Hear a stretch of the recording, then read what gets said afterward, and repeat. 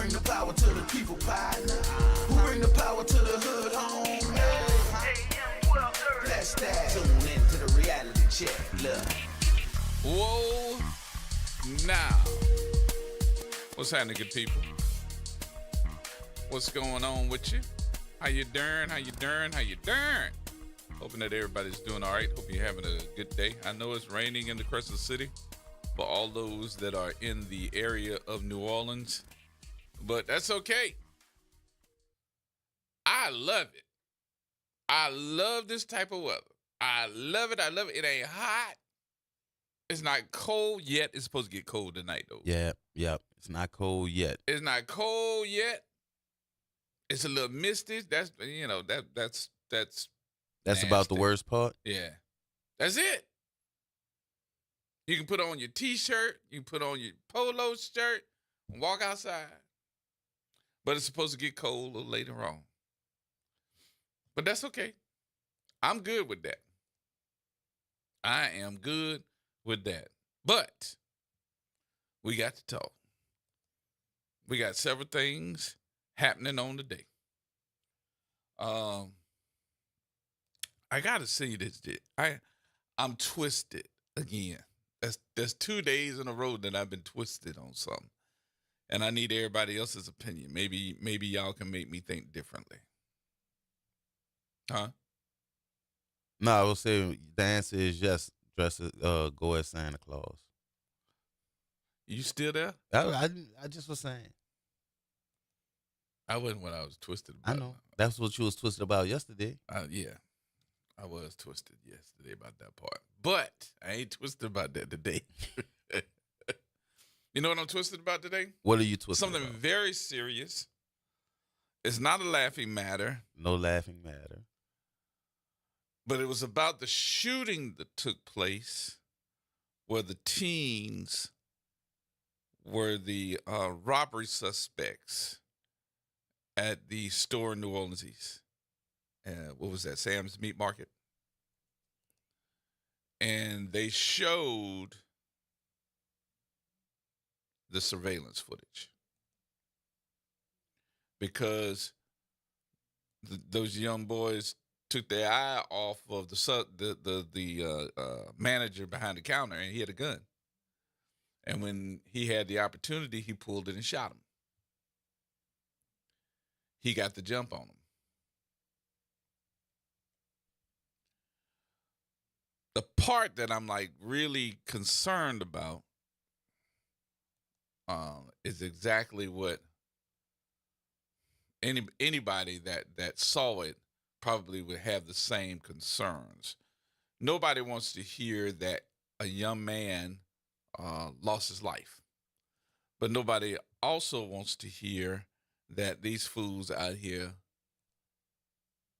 robbing and stealing and doing all of this derelict type of issue. Nobody wants to hear that. The problem that I'm having with this is the fact that this young man is already shot. Two of them was already shot. One is laying down on the ground bleeding out. The other one is also shot. The manager walks away from the area, then comes back to the area where they're laying down on the ground, sees that they're alive, and commences to shoot and start shooting again. Whoa. That's on the surveillance footage. Now, I'm making sure that Yeah, I put not that cool. out there. Not cool. So that doesn't look like to me that you were in any danger at that time. It looks like Nah. to me that you were trying to make sure that they were dead. Yep. That's not cool. That could be a possibility.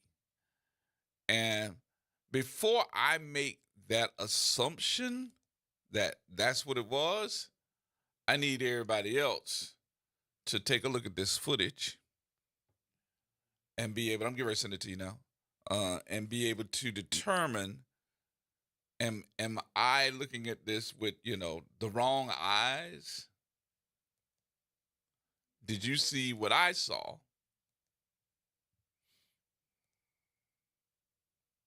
And is this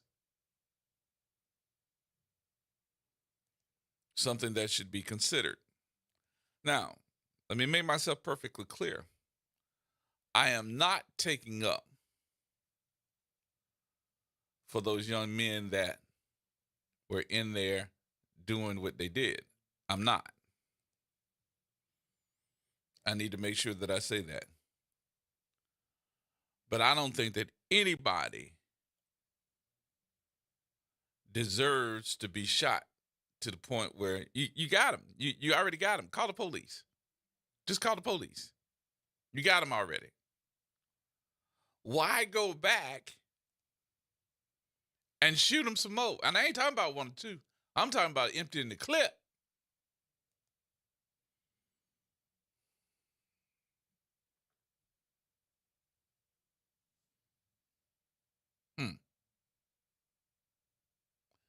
And I'm just saying to myself, I may be wrong. I may be wrong.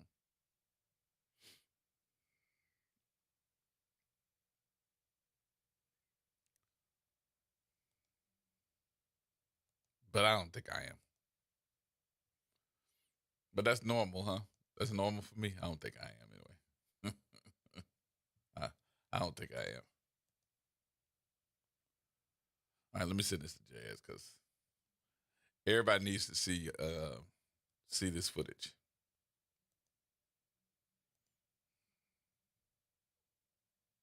And they said this store has never really had any issues. Has never been in any type of bad issue. There you go, Jazz. I just sent it to you. So that we can play that footage in the news story, courtesy of Channel 6, so that you can see it. Now, this, you may see it differently, which is fine.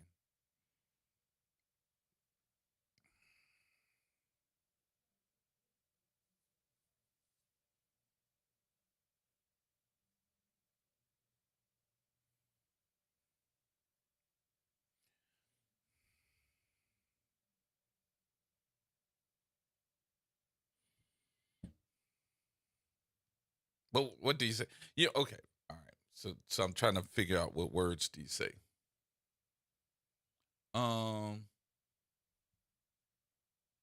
think I got to start this with you never want to hear somebody got killed.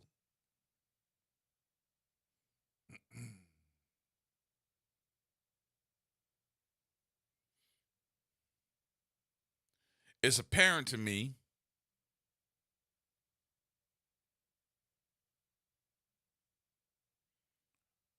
that he never knew what he was getting himself into. I don't know if he's done it before. I have no idea.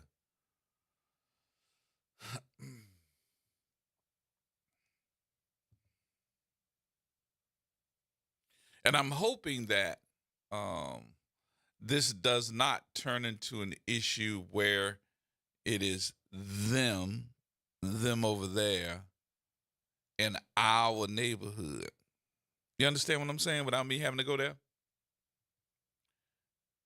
You'll probably understand what I'm talking about when you see the footage, the news story. But it is interesting to me, and this story goes along with it, that in our neighborhoods,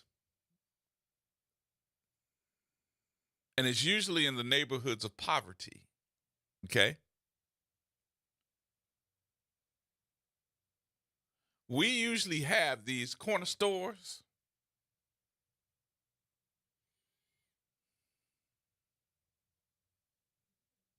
that are run by other ethnicities.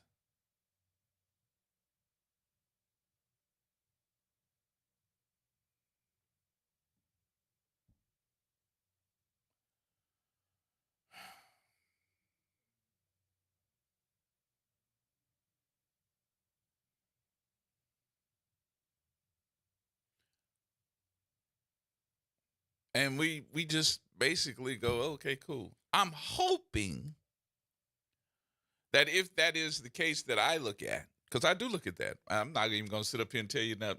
I'm not going to sit up here and tell you a lie. I do look at it in several different instances that you have these little corner stores and these other folks that don't look like me and you come in our community, don't do anything for our community, have the roll down shutters on the windows and all this other stuff, and they run these little corner stores and sell you everything in it and out of it.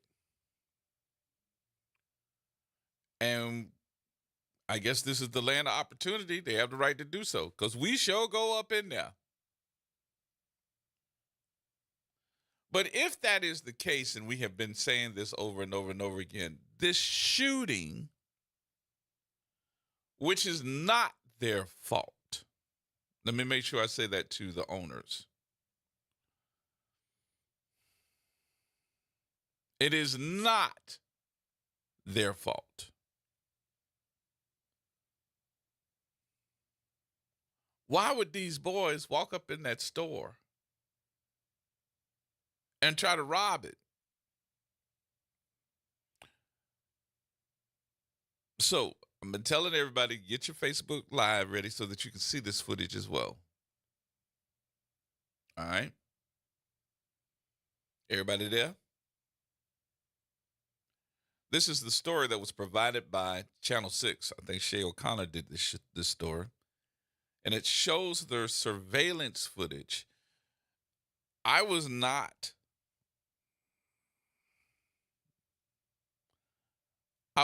concerned as much about what I saw until I saw it again and said, wait a minute, he already shot him.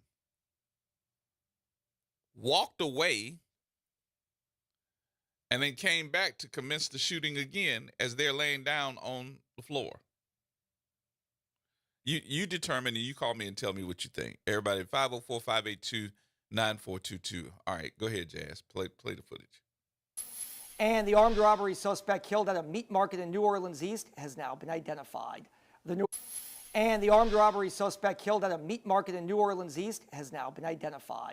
New Orleans coroner's office is identifying him as 16-year-old Cecil Batiz.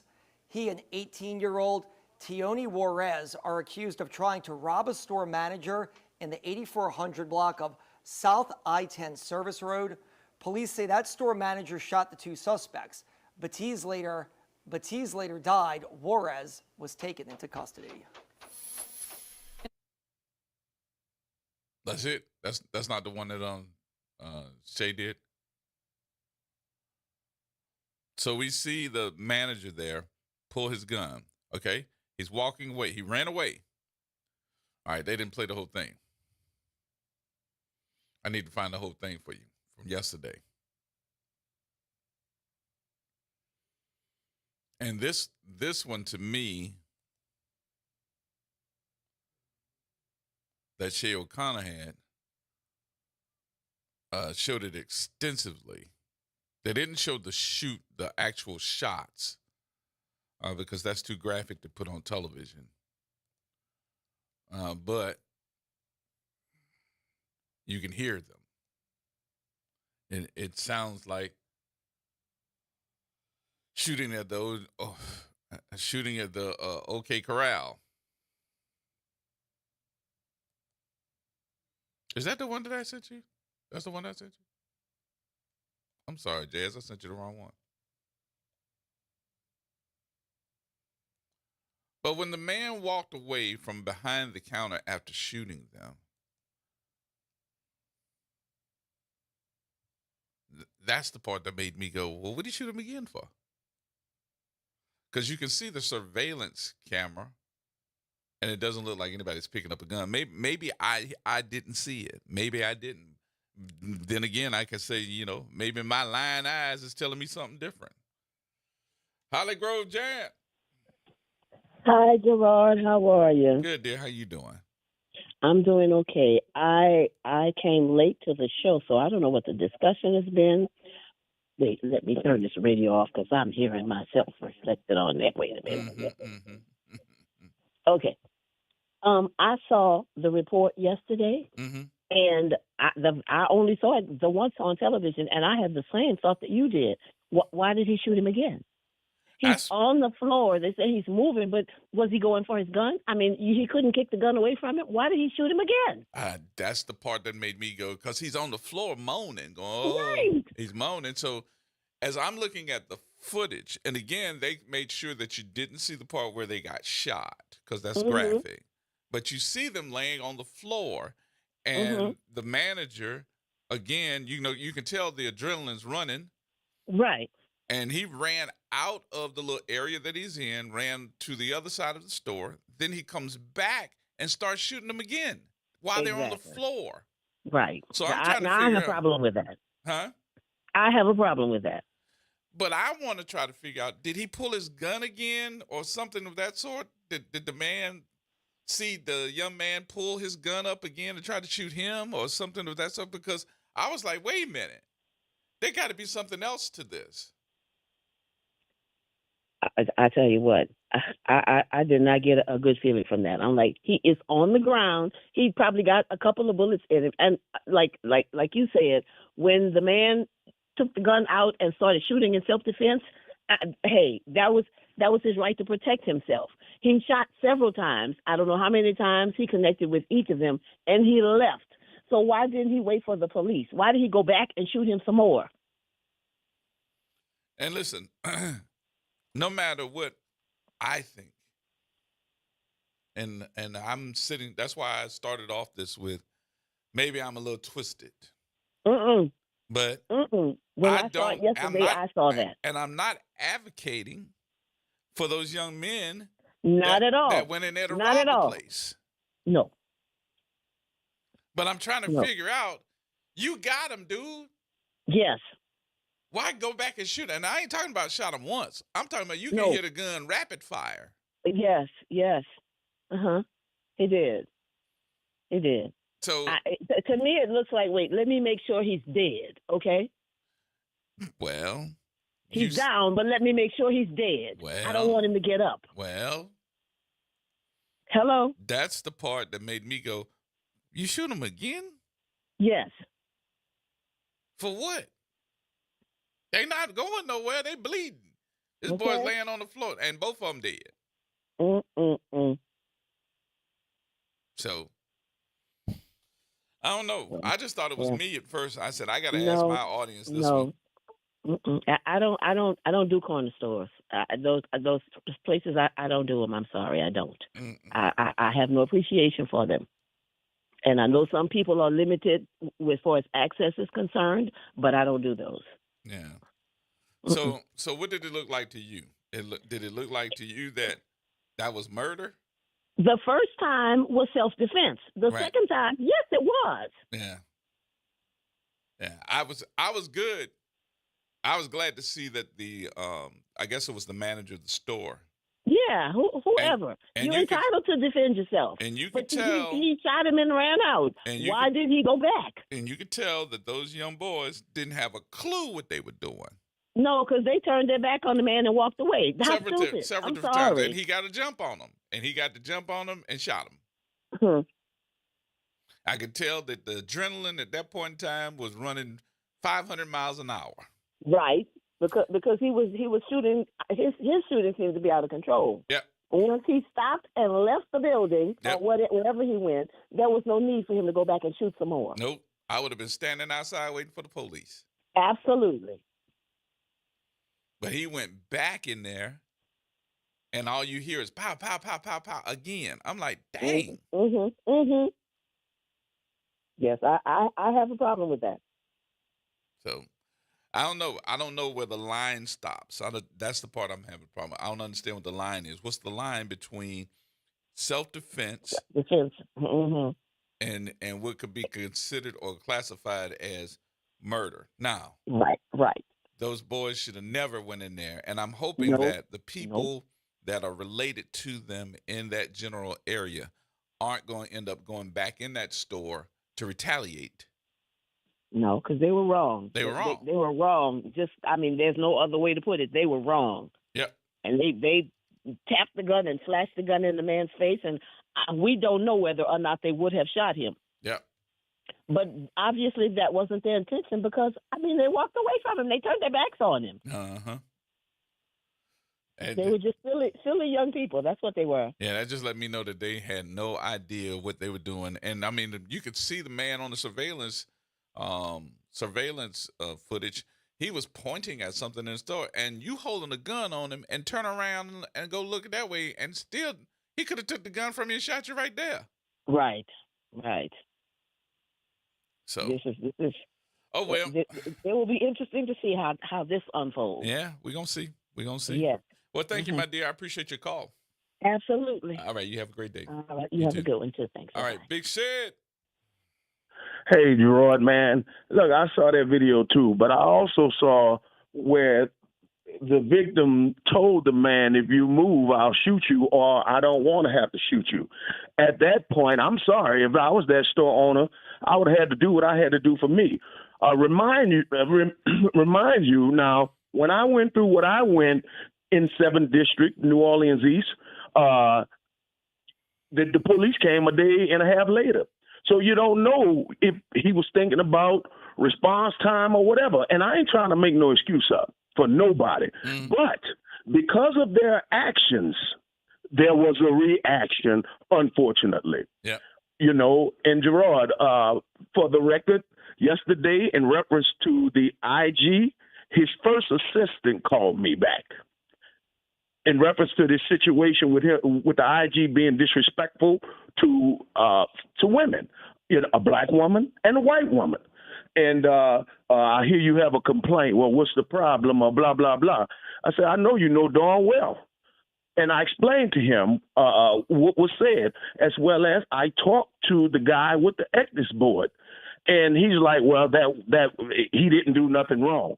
Now, Gerard, you know, I work in the film industry. If you look at a person wrong, guess what? You're going to have a consultation with HR. Yeah, it's going to be some more, so just leave it alone for right now. Just for right now. Now, lastly, what's sad is the black people that's on this ethics board. Say it. We got him. Have a good one, man. All right. Pop Jones. Hey, G-Man. What's going on? Oh, I'm trying to understand. The guy that was killed, he was one of the robbers. Yep. Does a rat love cheese? As far as I know. I know I live on the West Bank, and they got a couple of stores I know of. I see my people walking 2-3 miles from morning to night till they close to support these stores. And me and my old lady, we talk about it all the time in our traveling. And we speak about it. I said, well, bail up. They wait in them stores.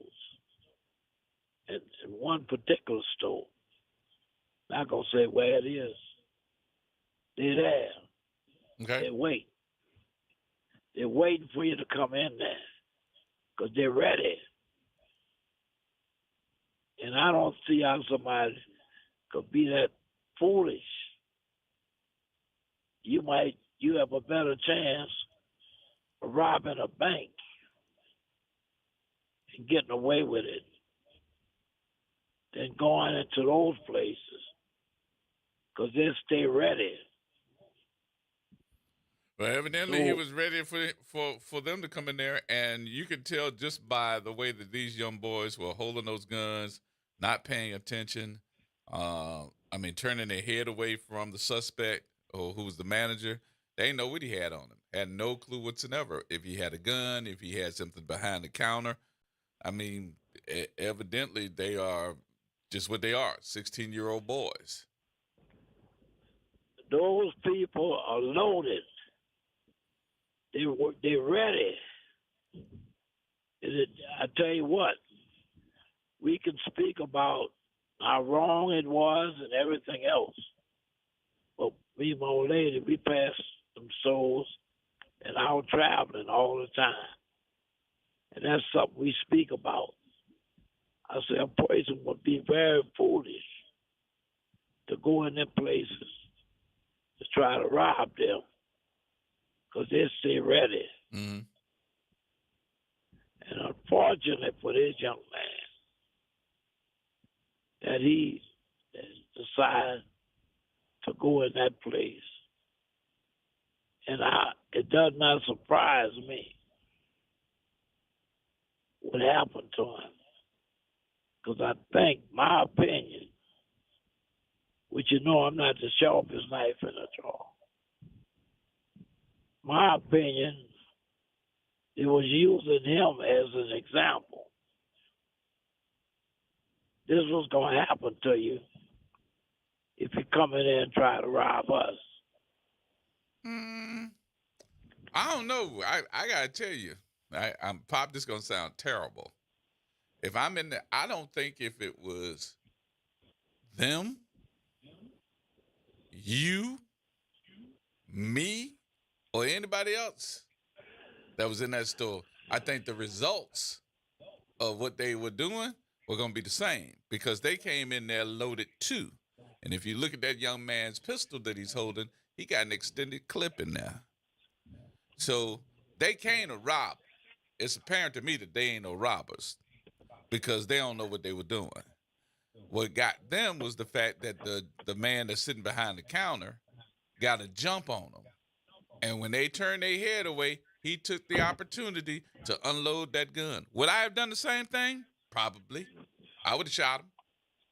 You pull a gun on me and I don't know what you're going to do. I don't know what your intentions are. And I got to jump on you. I'm going to take it.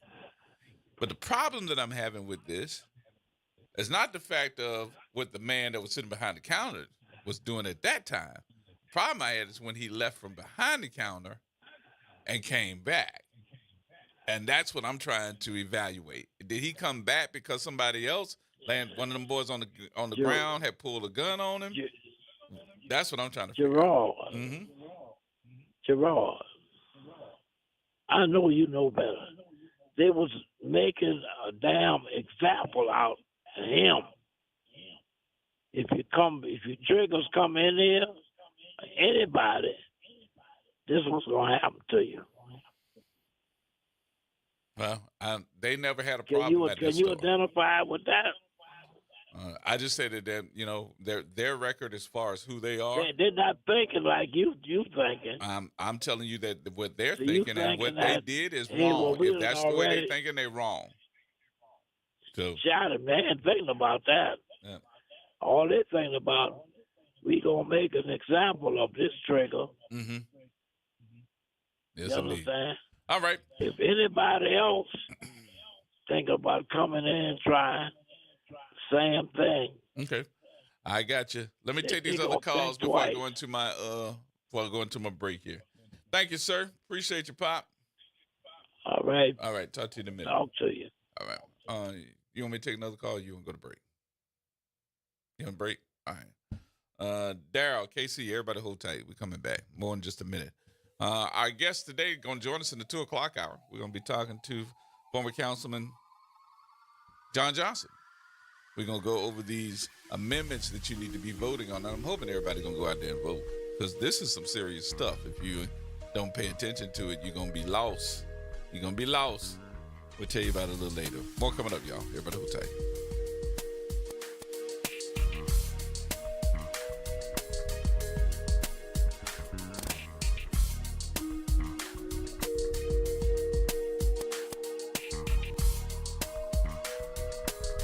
Hey, New Orleans, Tavis Smiley here, inviting you to join me each weekday evening at 7 p.m. right here on WBOK 1230 a.m.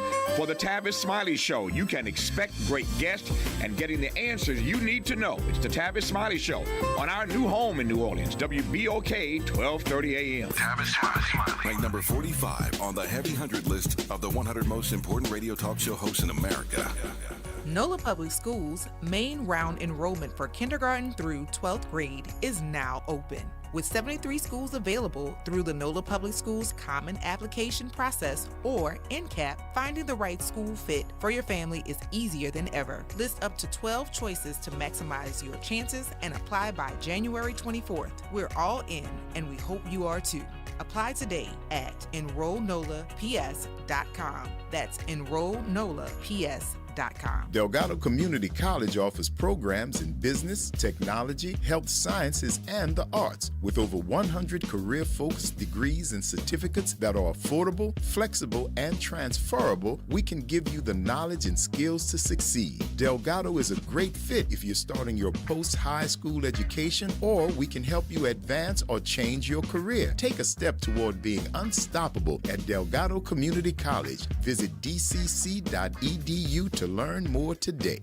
You know we all love a surprise, like finding a 20 in your coat pocket. But nobody wants a surprise from the flu or COVID. If you're 65 or older, flu and COVID vaccines are your best defense against severe illness this fall and winter. These vaccines also cut the chances that you'll be hospitalized in half. Keep your surprises this season all good. Risk less, do more. Get started at vaccines.gov, paid for by the U.S. Department of Health and Human Services.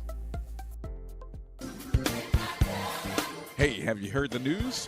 First Pilgrims Baptist Church is now on WBOK 1230 a.m.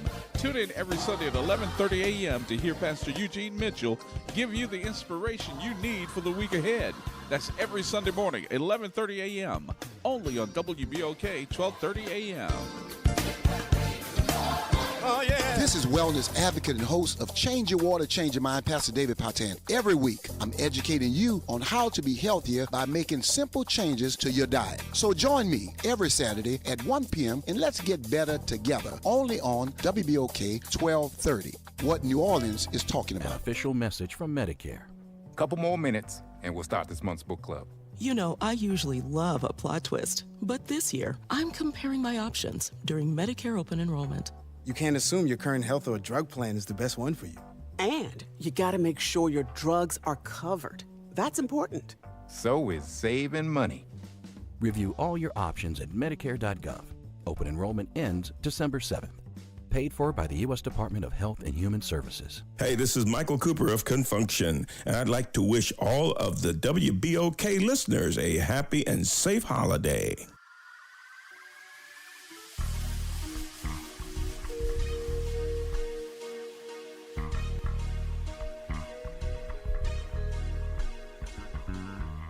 Who bring the power to the people, partner? Who bring the power to the hood home? Hey. That's that. Tune into the reality check. Look. Who bring the power to the people, partner? Who bring the power to the hood home? Hey. That's that. Tune into the reality check. Look. All right, folks, welcome back. Daryl, thanks for holding. Hello? Yes, sir. Yeah, G. Mm-hmm. You're paying attention to what you saw in the video. Yep. But there were some other things you didn't see because it wasn't available to you. So you do understand why I said I'm a little twisted. Absolutely. Yeah, there's something that I don't know, and that's why I said if by chance that's what I saw, I'm trying to figure out why. So if you're sitting in that position and they got one way in and one way out, mm-hmm. you know they came through their front door. Right. If they came through their front door, somebody's outside too. The driver of that vehicle. The driver of that vehicle got a weapon as well. I don't think he left the building. He went to that door. He probably locked that door. So was he going to if I got to defend myself? Right. So when he left from behind the counter and he ran Mm-hmm. out from behind the counter, he was going to the locked door? That's what I believe he did. Yeah, but when he came back, that's what I would have did. Because if I got to defend myself, right. I'm not going to go out that door and expose myself. Right. I know I can defend myself with these four walls around me, and I know everything I got in here to defend myself. Mm-hmm. Was he the only person in there? I'm not sure. I'm just going by the video, and I know what else happens in home robberies. Somebody's out there. If there's two of them going in, they're both not going in there knowing who's going to come behind their back. Right. Somebody watching the door. Mm-hmm. Well, maybe he went to that door and he looked out. Something didn't look right to him. I'm going to lock it. I'm going to stay in here and defend this. But when he came back from that back door, he shot them boys again. Shot him again. He shot 2 more times, it looked like. But guess what? Now that threat is gone. Now I only got to watch the front door. Who coming in? They ain't coming in to play with him or talk to him. Right. They coming in for business. Yeah. You saw what they were carrying. Whatever they were carrying, they had extended clips on it. Exactly. So that wasn't their first rodeo. So let me ask. Was he right, wrong, what? I'm talking about the man that was the manager. Was he right, wrong? For a jury to decide. It's all becomes a state of mind at that point. Yeah. What's your state of mind at that point? What were you doing? Why did you do it? Adrenaline, the same thing, man. I was like, I can imagine how much adrenaline was running. Right. You know, you can imagine. All right, Darryl, thank you, brother. All right, brother. Appreciate you. All right, everybody else, hold on. We coming back. We are coming back. I'm gonna have to call the councilman and let him know that we gotta get past this little story here before we get to him. So, all right, we'll do that. Yeah, news is up next at the top of the hour, and we'll come right back with your telephone calls. Everybody hold tight.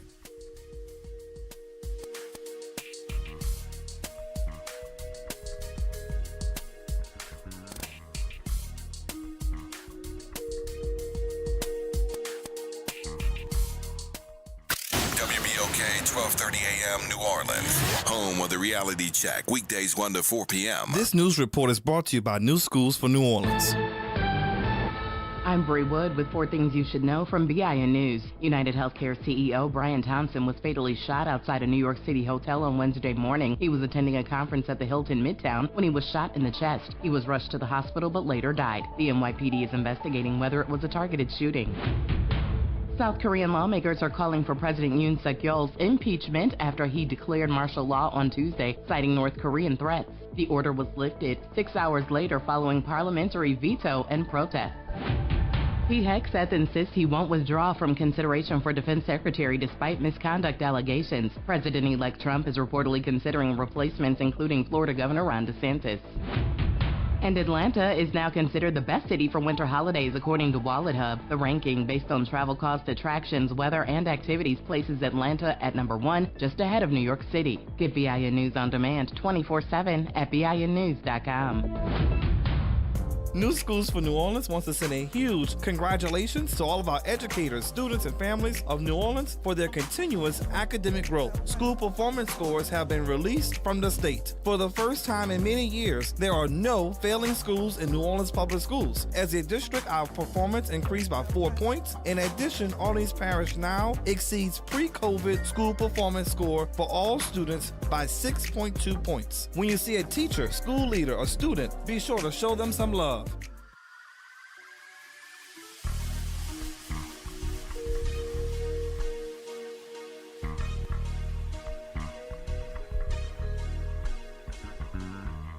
Who bring the power to the people, partner?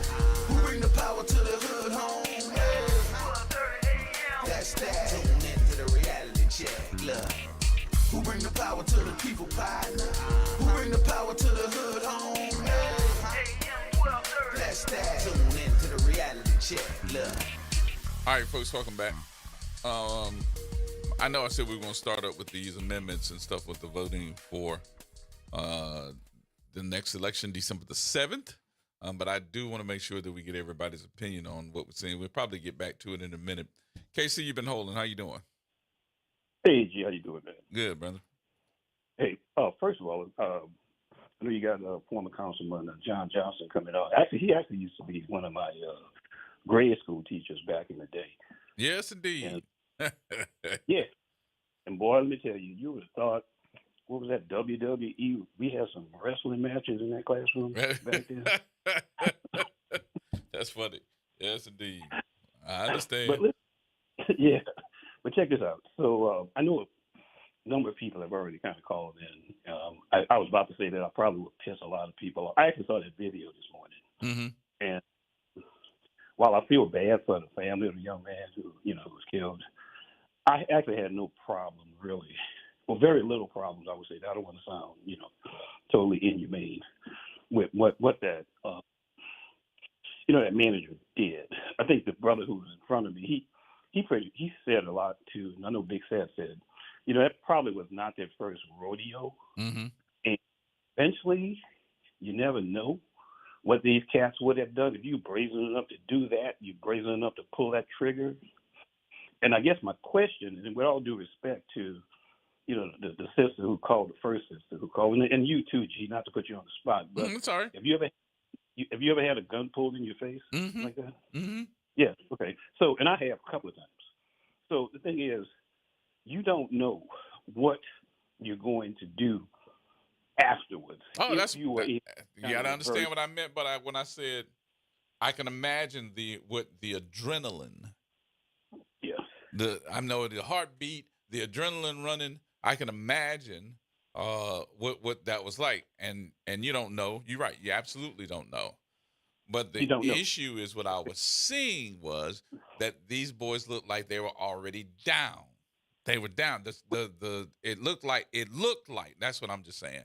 I don't know because I was not there. It looked like the threat had already been subdued.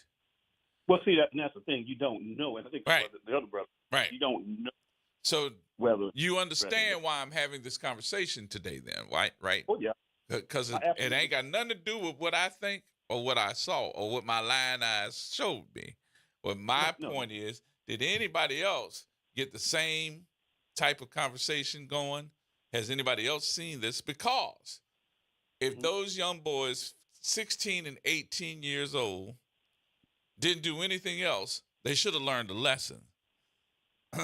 And they were wrong for what they were doing. They were wrong. They were dead wrong. Unfortunately, pardon the pun, they were dead wrong for what they did.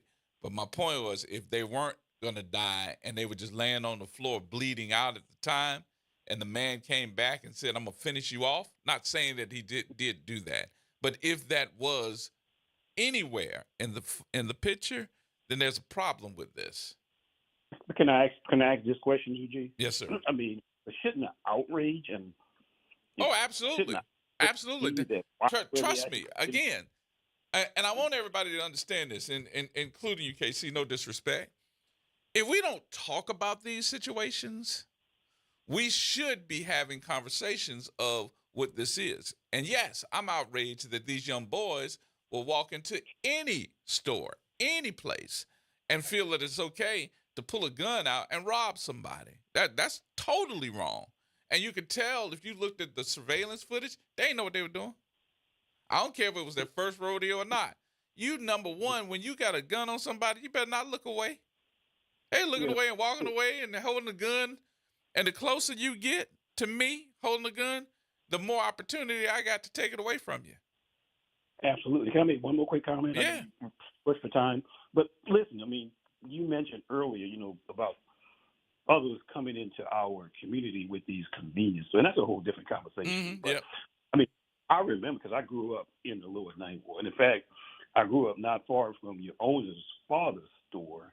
That his store down in the Lower Ninth Ward. We had stores that were black owned. And I do remember a couple of those owners actually having to shoot and kill robbery suspects down there. So I mean, it did happen, But again, we had those owners in our communities at one point.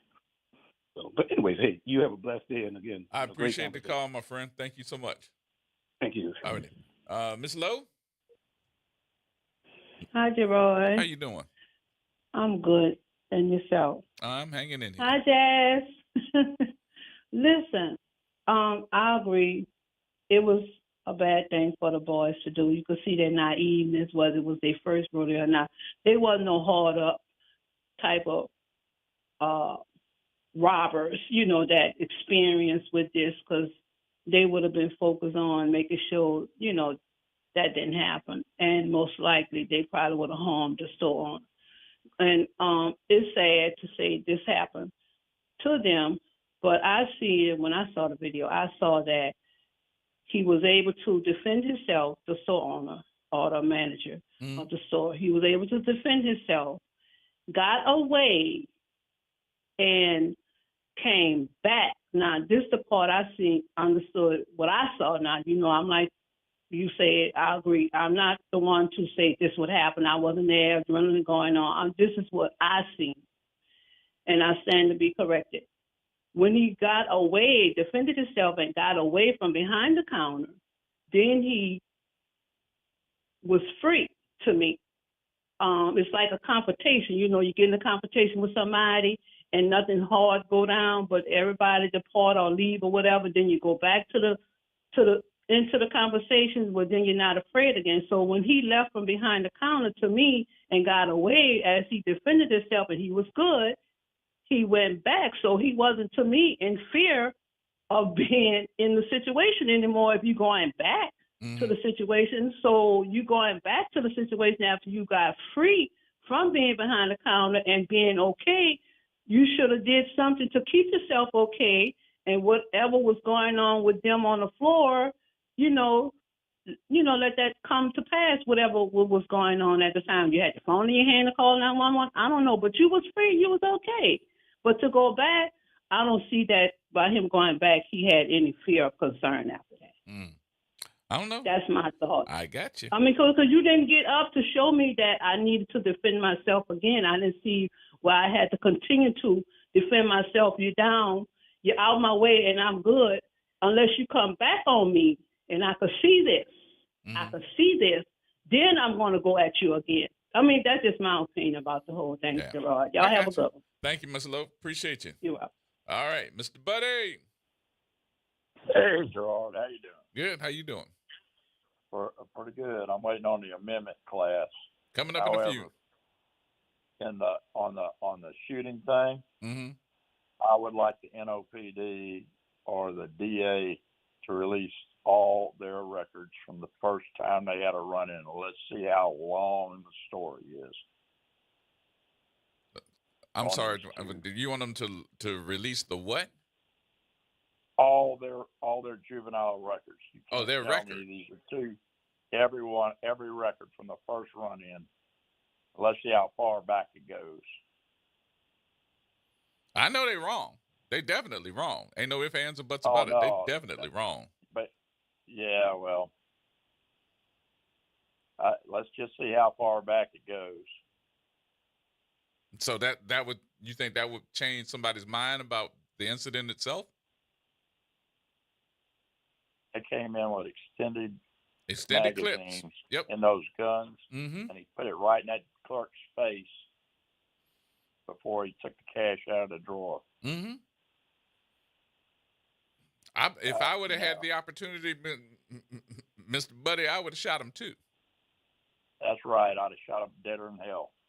But my point was, you got him. You got him already. Now, but like what happened? What happened to make him come back and shoot him again? You don't know if somebody else was. You don't know if it was absolutely. 2 or 3. You are correct. So you understand what I'm asking. The question: what is it that we missed? What is it that I didn't see? What is it that I just don't know to make you come back and shoot him again? Did the boy raise up one of the guns to try to shoot you, and you had to defend yourself again? You can't tell from the video whether he was going for his gun again. Right. So you can't tell. So release the records of those 2 miscreants. That's all I got to say. Gotcha. Bye. All right. Talk to you later. All right. Who we got on 3, Jazz?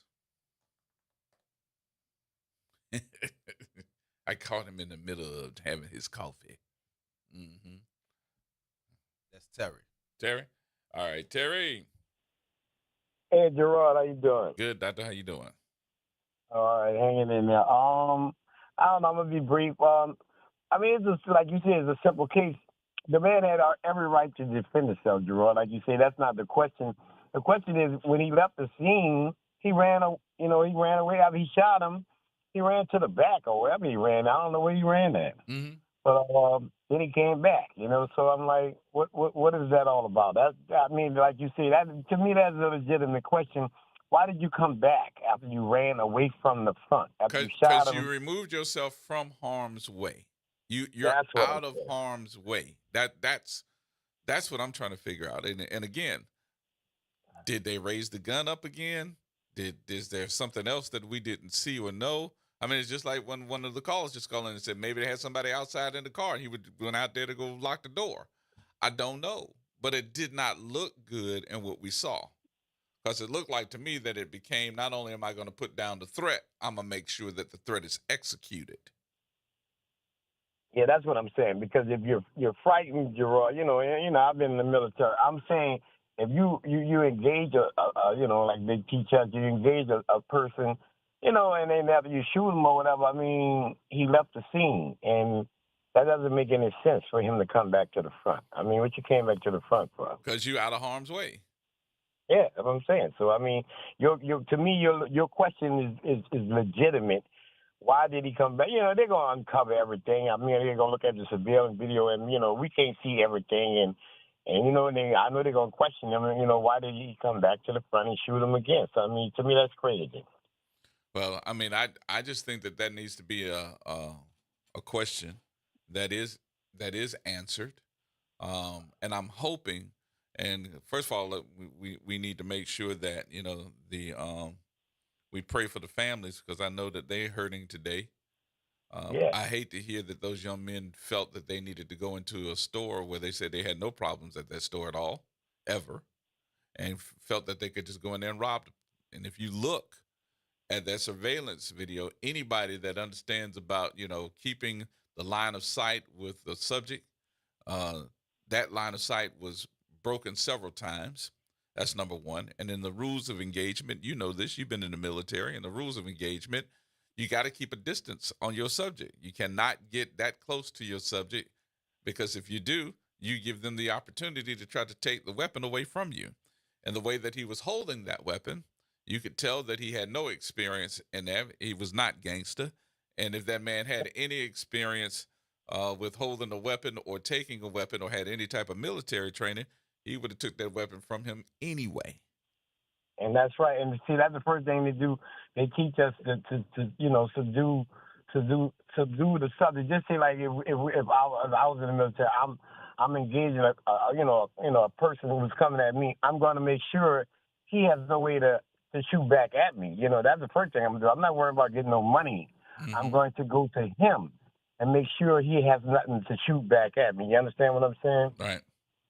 And so, they were young guys and, young boys and and and I don't know, maybe like you said, like the other previous call, say, we got to engage this conversation about us, catering to these merchants in the East and all over the city. It's like, we refuse to get our own businesses. And to me, I think that's a problem too. I mean, that doesn't have nothing to do with the robbery, but I think there's a problem with that. I mean, that's another story.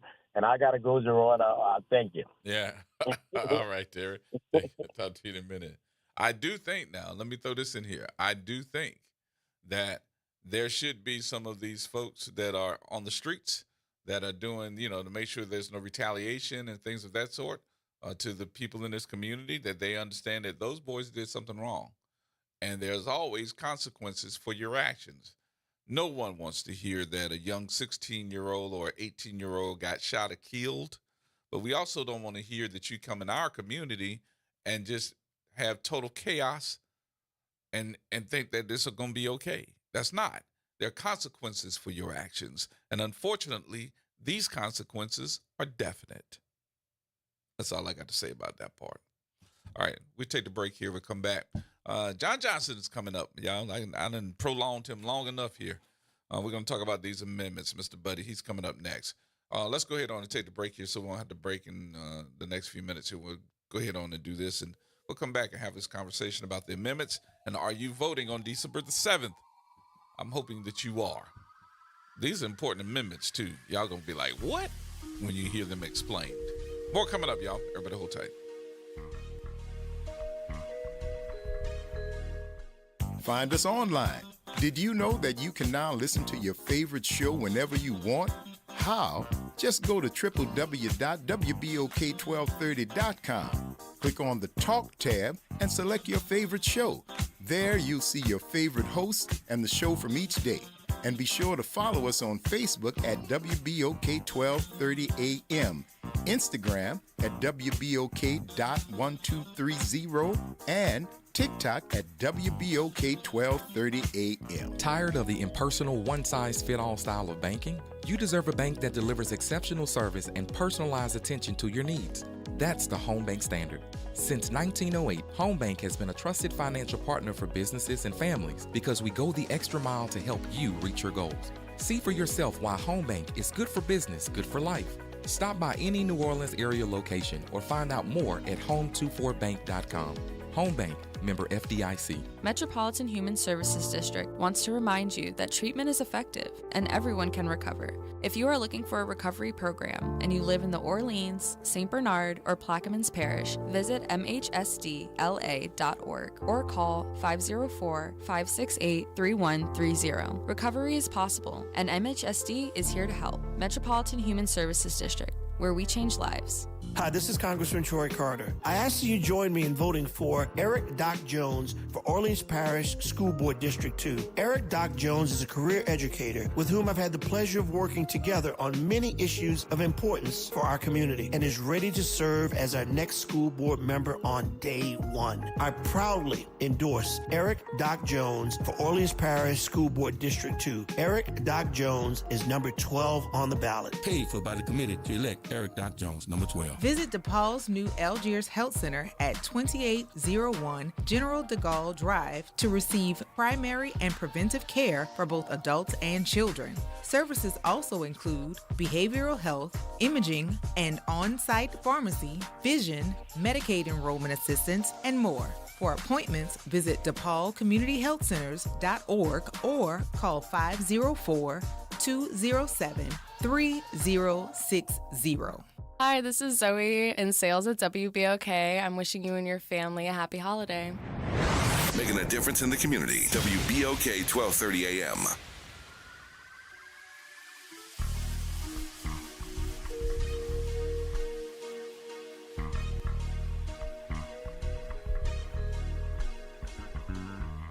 Who bring the power to the people, partner? Who bring the power to the hood home? Hey. That's that. Tune into the reality check. Look. Who bring the power to the people, partner? Who bring the power to the hood home? Hey. That's that. Tune into the reality check. Look. All right, folks, welcome back. Welcome back. Gerard Stevens with you. Wednesday afternoon. Our number 504. Is it Wednesday or Thursday? Today Thursday. Today Thursday? Yeah, Thursday. Wow. 504-582-9422. Joining us now. We're a little bit behind schedule here because I know a lot of folks wanted to get their opinions out about the shooting that happened in the East on yesterday. But now that we didn't got that through, now we can get back on track here. And I got to start off this conversation. I still call you Councilman John Johnson on the phone with us. And Mr. Johnson, I got to tell you, man, that when I looked at these amendments, I was like, I wonder if folks really are paying attention to these amendments, and why would they put these on an off election? How you doing, sir? Doing good, Gerard. How are you doing? Good. Have you just gone through them and said, let's explain this stuff? Yes, and of course that's one of the reasons why I'm happy to have the opportunity to talk with you on your show, because these amendments are very, very important. And one of the reasons why they're put in the amendments on these off elections like that is because they are going through amending the Constitution so frequently, and they have so many amendments until I think they just try to reduce the number of amendments that they have in any one election. But, these four that we have, even though it's an off election, they are very, very important amendments, especially amendments number 1 and number 4. Right. Number 4 in particular, because it deals specifically with property taxes and deals with a situation where if a person is delinquent on their property taxes, as you know, the property can be sold for not paying property taxes. Right. And Right. the whole process that you use to do that is something that is being changed in Amendment number 4. Mm-hmm. And the part that I don't like at all is they are taking the 3-year redemptive period that we have in the Constitution, taking it away out of the out of the Constitution, and they're putting it in statute. Now, you know, they're not taking it completely away, but they're taking it out of the Constitution, which means that at any time during a legislative session, 53 members of the House and 19 members of the Senate can change any of these laws relative to how you can redeem your property if the property is sold for a tax sale. And it has nothing to do with, and they're not. There's no consideration for hard time. There's no consideration for anything that goes. What about bankruptcy? How about if I'm filing for bankruptcy, and in that bankruptcy, I'm listing the fact that I can't pay those property taxes?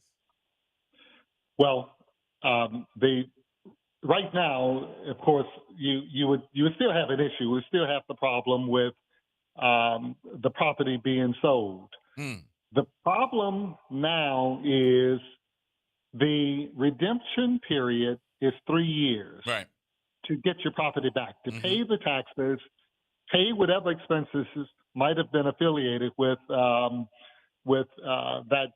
property sale, and you'll be able to get your property back. That's in the Constitution, which cannot be changed unless there's a vote of the people. They are proposing to take it out of the Constitution and put it in statute. Whereas they could change the 3 years to a year or 2 years or 6 months or 30 days if they wanted to. And if something like that were to happen, you would certainly have a major, even more of a problem. You know, if a person can't pay their property taxes, what happens a in lot 3 years, if they can't pay it in 3 years, if you reduce that down to a year or 9 months or whatever the case might be, it's just going to create an additional burden. So, and that's then what we'll probably see is the investors that want these different properties coming in and swooping up on people's properties because of tax sales. That's what concerns me. That's exactly what you would end up having. Poor people, and of course, people who look like you and me, losing our property because investors would come in, take advantage of the opportunities that are there, and poor people would end up losing their property. So let me ask you, can I put it in this terminology for the layman people? We already went through this one time. This looks like another part. This looks like part 2. Because I know a lot of folks were saying that, hey, look, we had to go through all these different issues with folks taking our property because of tax sales. We had all these companies that were from out of state or another part buying up the property and saying, hey, look, you know, you need to pay the property tax and then you need to pay me. This became a business here real quick, fast, and in a hurry for folks that couldn't pay the property taxes. And if you didn't pay it within that 3 years, you still lost your property. Yes, and this amendment could very well make it easier for those kind of investors to come in. Right. That's what I'm saying. This is part 2. This seems to be part 2. Yeah. And you're right. And the people that usually are suffering the most behind these property taxes in this type of amendment is usually folks that look like you and I. Exactly. That's exactly right. And now the proposal that they have before us today, the 3-year exemption or the 3-year redemption period is in the legislation. That legislation does not go into effect until 2026. So you will have another session of the legislature before it goes into effect. The problem is that the legislature could come and change it. And you get investors or big businesses coming in, putting pressure on members of the legislature to try and change the law. You very well could end up with a redemptive period that is much less than the 3 years that you currently have. You think that's going to, and they did not put that in for the amendment, and more than likely that's on purpose. So you vote for the amendment, and then they come in and structure how they want this to go. Then, yeah. Well, the problem is there is a proposal out there. It is 81 pages. Oh wow! It is Act number 774. It is an 81-page document, and when you look at the few sentences that they have in the amendment, you get no idea at all, no understanding at all that that 81-page document will go into effect if this amendment were to pass. Mm-hmm. That's a big part of the problem. And the other part of this one, which I'm hearing, is the fact that it's apparent to me that the governor is already saying that I know these things are going to pass already. I'm ready to sign as of January 1. So he and his cronies are ready to take control of a whole bunch of properties. And I'm thinking that this is going to be more here than anywhere else, though. This is a state amendment, though, correct? Statewide. It is statewide. But I think this would probably be more so here in Baton Rouge, or let's look at it this way. Let's look at it and say urban areas or property areas where there is a high concentration of us. Shreveport, East Baton Rouge, New Orleans. Right. Yeah. Those are the problem areas. Those are the areas where you would end up having the greatest number of problems because people just simply may not be able to redeem their property. Mm-hmm. And the time frame could very well be changed by the legislature. And you only need to look at what happened in this special session of the legislature with the taxes that was just recently passed to know what direction things will probably end up moving in if this were taken out of the Constitution. Well, let's get back to that one, but let me go to Amendment 1 because then you did bring up Amendment 1 as well. And when I read it, because I'm gonna read these things for folks that have not read them previously, because a lot of the times folks don't read them until they get to their voting polls and they have it up on the wall, and you don't have that long to go over it and try to determine what it means because they're written in such language that maybe even an attorney might have a problem trying to decipher. So in Amendment 1, it says, do you support an amendment to allow the Supreme Court to sanction a judge upon an investigation by the Judiciary Commission and provide that the recommended sanction shall be instituted by the Judiciary Commission or by a majority of the Supreme Court, and to provide for the appointment of 5 members of the Judiciary Commission? Which is a problem. Yeah. It's a problem. So those 5 members would come from the governor, the Senate. Well, you would have 2 coming from the Senate, 2 coming from the House of Representatives, and 1 coming from the governor. But again, you would have 5 politicians being placed on this commission, which would have the opportunity. And of course, if you've got 5 members, 4 coming from the legislature and 1 from the governor, that would carry an awful lot of weight because let's face it, these are the people who determine the budgets of all of these different state agencies. So they would have an undue amount of influence on this commission. The commission is usually the body that will impose sanctions on judges and attorneys. And we all know what happens with attorneys and judges who look like you and me. Again, they're the ones who are the targets. So every time that I talk to usually an African American Black lawyer, he or she will tell me that you got to make sure that your I's are dotted and your T's are crossed, not just because you're doing the law, because of the fact that who you are, and they will suspend your license quick, fast, and in a hurry through the disciplinary board quicker than anyone's. They do it. They do it. And they do it with black judges also. Wow. They target black judges also. And if you were to allow 5 politicians to be placed on this commission, I think you would see an even larger number of African American lawyers and African American judges being disciplined by this commission, and that creates a problem. That amendment is one that we should vote against also. Okay, so amendment number one is a bad amendment. Amendment number 1, you say vote is no.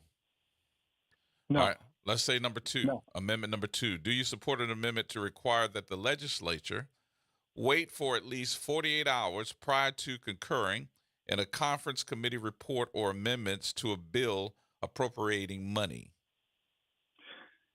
That is, and I know there are going to be people who will say, well, let's just vote against all 4 of them. And if you don't understand them, that's probably the best thing to do. But this is really an amendment that is not bad. I was going to say yes. I was going to say yes, because, when we get down to budget time, that, everybody start putting in their little quirks for this is what I need to get for my area, and then when we get down to budget time, or we get down to the last few days of whatever session they're in, that's when all hell breaks loose and stuff starts sneaking in, and then the next thing you know, it's like we voted to fund that. Well, you said the last few days. When it gets down to the last few minutes, it's usually when it happens, the last few hours. And look, I know it firsthand. I was going to say, stranger to it. You saw this before. You've seen this before. I was the chairman of a money committee, the first African American in the history of this state to chair a money committee. So I understand the process very, very well. This is an amendment that would allow the public and quite frankly, members of the legislature who are not members of these money committees, because the Appropriations Committee is the committee that controls the operating budget for the state. The capital outlay budget is the budget for brick and mortar for the state. Those are your money committees. Now, the members of those committees usually know what's going on to the very end.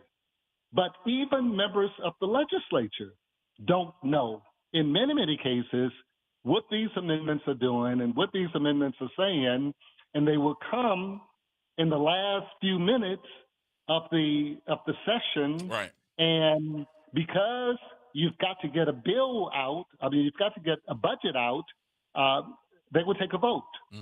This amendment would say that on these amendments that affect the budget, money amendments, you've got to wait 48 hours to give everybody an opportunity to know what those amendments do and know what those amendments say before you vote on them. So, it's not a bad amendment for the public and for members of the legislature, quite frankly. Right. Because some of that is intentional, to go and wait for the last couple of minutes to get something passed.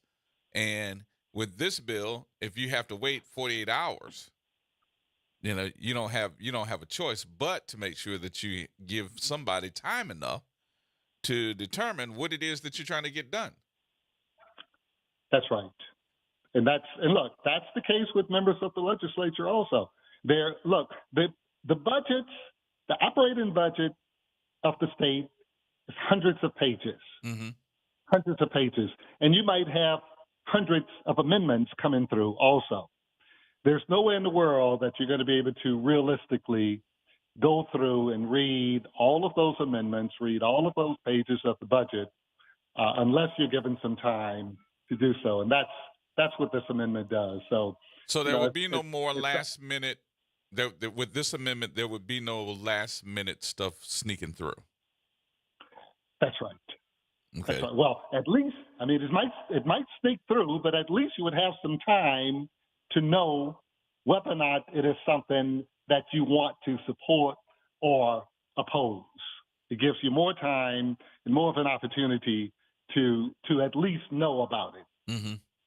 And now let's say that I do say no to this. What would be the what would be my argument if somebody said no, I'm not going to vote for that? Well, what would be the argument? Well, it would usually be a situation where people really don't fully understand or appreciate the legislative process. Okay. If you vote no, then the process remains. It remains the same. It doesn't. Yeah, it does not change Mm-hmm.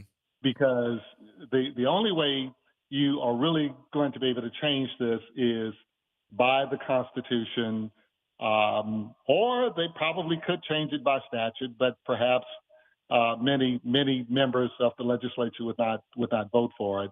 But in order to be guaranteed that this protection is there for the public, I get and George, that were probably members of the legislature who brought this amendment.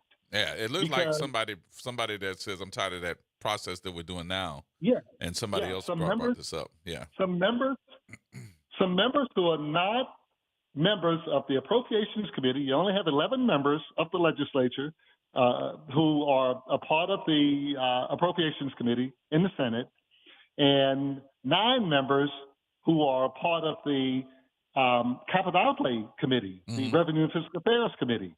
Those members will usually know what's going on and what those amendments do and say, but the other members, in many cases, don't know. So you've got members of the legislature who will take the position, well, I don't like this process, I don't like what's going on here, and somebody like that very well could have proposed this amendment. Okay. All right, so I'm gonna say yes to amendment number 2. That's what I would say, because you may need some more time too, and not want to just have it willy-nilly coming at you for the last few minutes. So it's in the public interest. Yeah. Amendment number 2 is in the public interest. Yeah. It's not a bad amendment. Okay. Amendment 3. Do you support an amendment to allow the legislature to extend a regular session in increments of 2 days up to a maximum of 6 days, if necessary, to pass a bill appropriating money? Come on. Now, for real? 2 and 3 are related. Huh. 2 and 3 are related. Now, let me explain it so we can make sure we're on the same page. Okay. A lot of times, as we were just discussing, you would get these amendments at the very end of the legislative session. Amendment number 3, at the very you understand what I'm saying? At the very end, when the session is about to end, Amendment number 3 would allow the legislature to extend the period in 2-day increments up to 6 days in order to consider those amendments that we were talking about, the amendments to the budget that we were talking about in the constitutional amendment number 2. So if I need to argue the point, and 3 are related. Okay, I'm sorry. So if I need to argue the point or argue against the point, and I need some more time, then I can say, well, let's go for Amendment 3 here to allow the legislature to argue this session for 2 more days. Yes, as opposed to calling the legislature back into session into a special session, because you've got to have a budget. You've got to have a budget. You've got to have a budget by a certain date. July 1st is the fiscal year, beginning of the new fiscal year. And if you do not get a budget out of the regular session of the legislature, then the governor has to call the legislature back into a special session. So in order to avoid having to call the legislature back into a special session to consider the budget bills, while the legislature's in session, they can just extend it in 2-day increments up to 6 days in order to pass the budget. So let me ask you this though. One of the things too that I've always looked at when we see these special sessions that are being called, we've never really thought about it as, I guess, just people of layman terms, if that's a good thing for me to say. We've never really sat down and said, how much does it cost to put together a special session? Is that hundreds of thousands of dollars? How much is that on taxpayers? Yes, it is.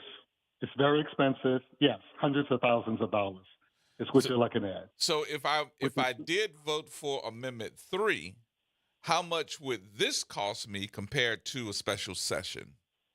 It would be less. It would be less because the legislature is already in session.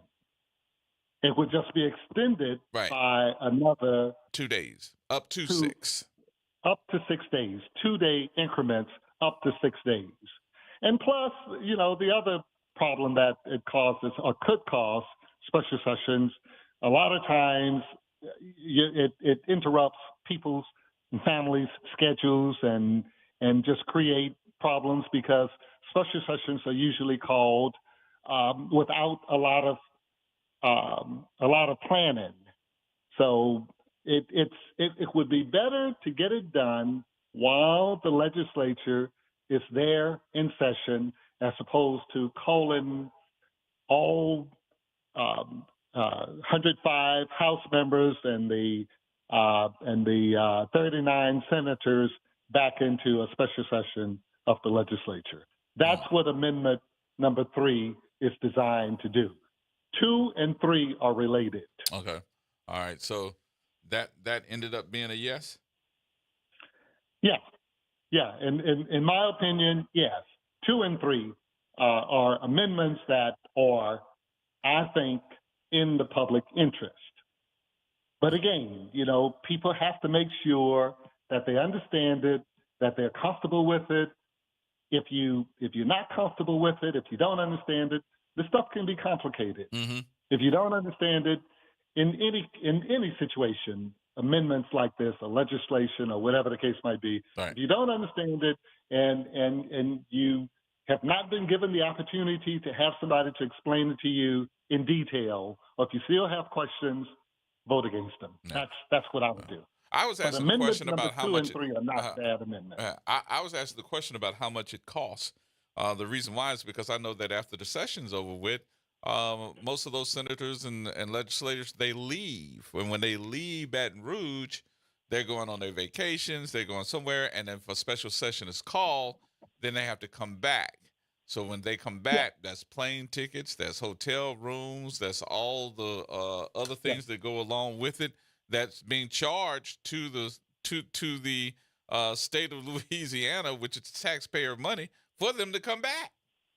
Yeah. Now, what happens is that when you're in session, you get a per diem. Yes. That's all you get. You now now they are going to get that per diem whether they are in a special session or a regular session. Mm-hmm. But the per diem is not that much. Most people don't realize that senators and representatives really don't make a lot of money serving in the legislature. Right. I would venture to say that the average senator, the average representative, with all of the committee meetings and all that they go to, they probably make less than $30,000 a year. And that includes all of their expenses. But I thought they gave themselves a raise. Well, they tried to. You might remember when Senator Andrew Plessis was in the legislature, they tried to give themselves a raise, but that bill was vetoed, and that did not happen. I thought that did pass. I'm sorry. No. I thought they had got up to 80-some thousand. Yeah. It passed the legislature, but Bobby Jindal, from pressure from some members of the legislature and some people from the general public, vetoed the bill, so it did not go into session. All right. The average senator and the average representative probably makes between, with everything, probably makes between $25,000 and $30,000 a year. Wow. People don't know that. People don't realize that.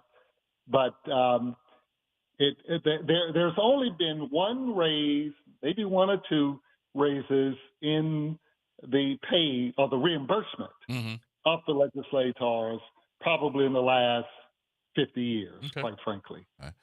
Senator, let me ask you this though. But I'm looking at the Amendment 4 again, and I'm thinking to myself as we went through the other three, who would write this number 4 amendment, and who would benefit from it to write such a amendment that says, hey, if you don't pay me within 3, which is basically I'm just laying out in layman's terms, if you don't pay your taxes within 3 years, you're gonna lose your property, and we're gonna take it from you. Who would benefit from that in the legislature at all? In all fairness, that's the current law. The problem with the bill, with them moving it, that's what I'm saying, just moving it up. Yeah. Well, you would have perhaps investors or perhaps someone who is in the real estate business or any number of interested parties would probably be interested in moving it from the Constitution into the statutes, because once you put it in the statutes, then you can come and lobby the legislature to reduce the redemptive period from the 3 years that we currently have to 6 months or 3 months or whatever the case might be. Right. So the big problem with the bill is taking the redemptive period, the 3-year redemptive period, out of the Constitution. If you take it out of the Constitution, you give legislators an opportunity to reduce it. If they reduce it, then you can definitely benefit individuals who might be interested in trying to take people's property. So what about those that already have gone through the process with the current 3-year redemptive period? Now, are they going to be grandfathered, or are those folks subject to whatever they make the period, the redemptive period, go from 3 years to 6 months? Will they have to change as well? And I just want to be upfront about what is being proposed here. The act that is being proposed, 774, does have 3 years in it. The proposal, the bill that is going to be replacing this amendment, if the amendment were to pass, does have 3 years in it. It's an 81-page bill. It's complicated. It's a very complicated document to read, but it does have 3 years in it. It does not go into effect until January of 2026. The legislature will be able to come back in session prior to the time that this bill goes into session. Who's to say that the legislature wouldn't change it? Yeah, because I'm looking at it right now. I'm looking at 774, and I'm seeing in this bill, which I think you're doing a very good bill. Yeah, but I'm looking at it now, and all I'm looking at, and you can correct me if I'm wrong, is everything in here which starts with the new line starts with new law. New law defines new law, tax auction parties, tax lien auctions, all those tax lien certificates, termination prices. Everything seems to be new. So I'm trying to figure out, are those folks that are already in this, will they be subject to this, or will they be grandfathered? If in other words, if someone had lost their property, let's say today, right, and this bill passes on Saturday, yep, they would not be affected. Okay, this would not go into effect until January of 2026. 26. They would not be, Okay. But you're absolutely right in what you just said in the Act 774. It's a voluminous document, 81 pages. Yep. And I think they go overboard in putting stuff in that is not necessary to address the problem that they're trying to address. Yeah. There are some good features to the bill. So and I don't want to try to minimize that. There are some good features to the bill. But Councilman, I have a question for you, and it's probably about one of those features that you're talking about, because we was talking about this bill last night on one of the other shows, and they brought up something that was because I'm in the situation, right? And they brought up something that was really would be really useful to me. And right now I'm sitting here and I'm really torn between yes or no, because last night I was informed that there's something that they want to add to it, which is a person inside of the place where they collect the taxes that is going to be there to evaluate certain situations. So if a person comes up with a certain situation like I have, they may be able to look at it, go inside of it, and help the person out make some type of side arrangements. That's true. That is in the bill. That isn't? Okay. But the arrangement could be worse, good or bad. Yeah, it could be worse. It could be, it could be good or bad. That's a part of the problem. It could be good for some people and bad for other people. If you start giving flexibility to individuals to make decisions on what they should and should not do, that's a feature that some people will benefit from, and it's a feature that some people would not benefit from. It's like going before a judge. Some of the judges will accommodate you, and some will not accommodate. Throw the book at you. Yeah, throw the book at you. And who do you think that's going to be? That's exactly the point that we are making with the argument that we're making. Yeah. That's exactly the point that we're making. So let me ask you this one, though. Do you think that there's going to be some group or somebody that's going to petition and say that this is not constitutional, there's some type of violation of somebody's rights here, and let's put this in the court of law? Because what I'm looking at right now, though, Councilman, is the fact that we got so many things in this state that's being introduced by this governor and this legislation that, hell, it's a good time to be a lawyer, especially if you can defend something for the state, because somebody's getting ready to make a whole lot of money. Well, yes, there will be some challenges. If it were to pass, there will be some challenges. But, the old system has been challenged multiple times also. Right. Mm-hmm. But yes, there's no doubt in my mind that there will be some legal challenges to it. But the biggest problem, again, with the legislation that is being proposed is if they put it in the hands of the legislature, it can be problematic. Mm-hmm. That's the bottom line.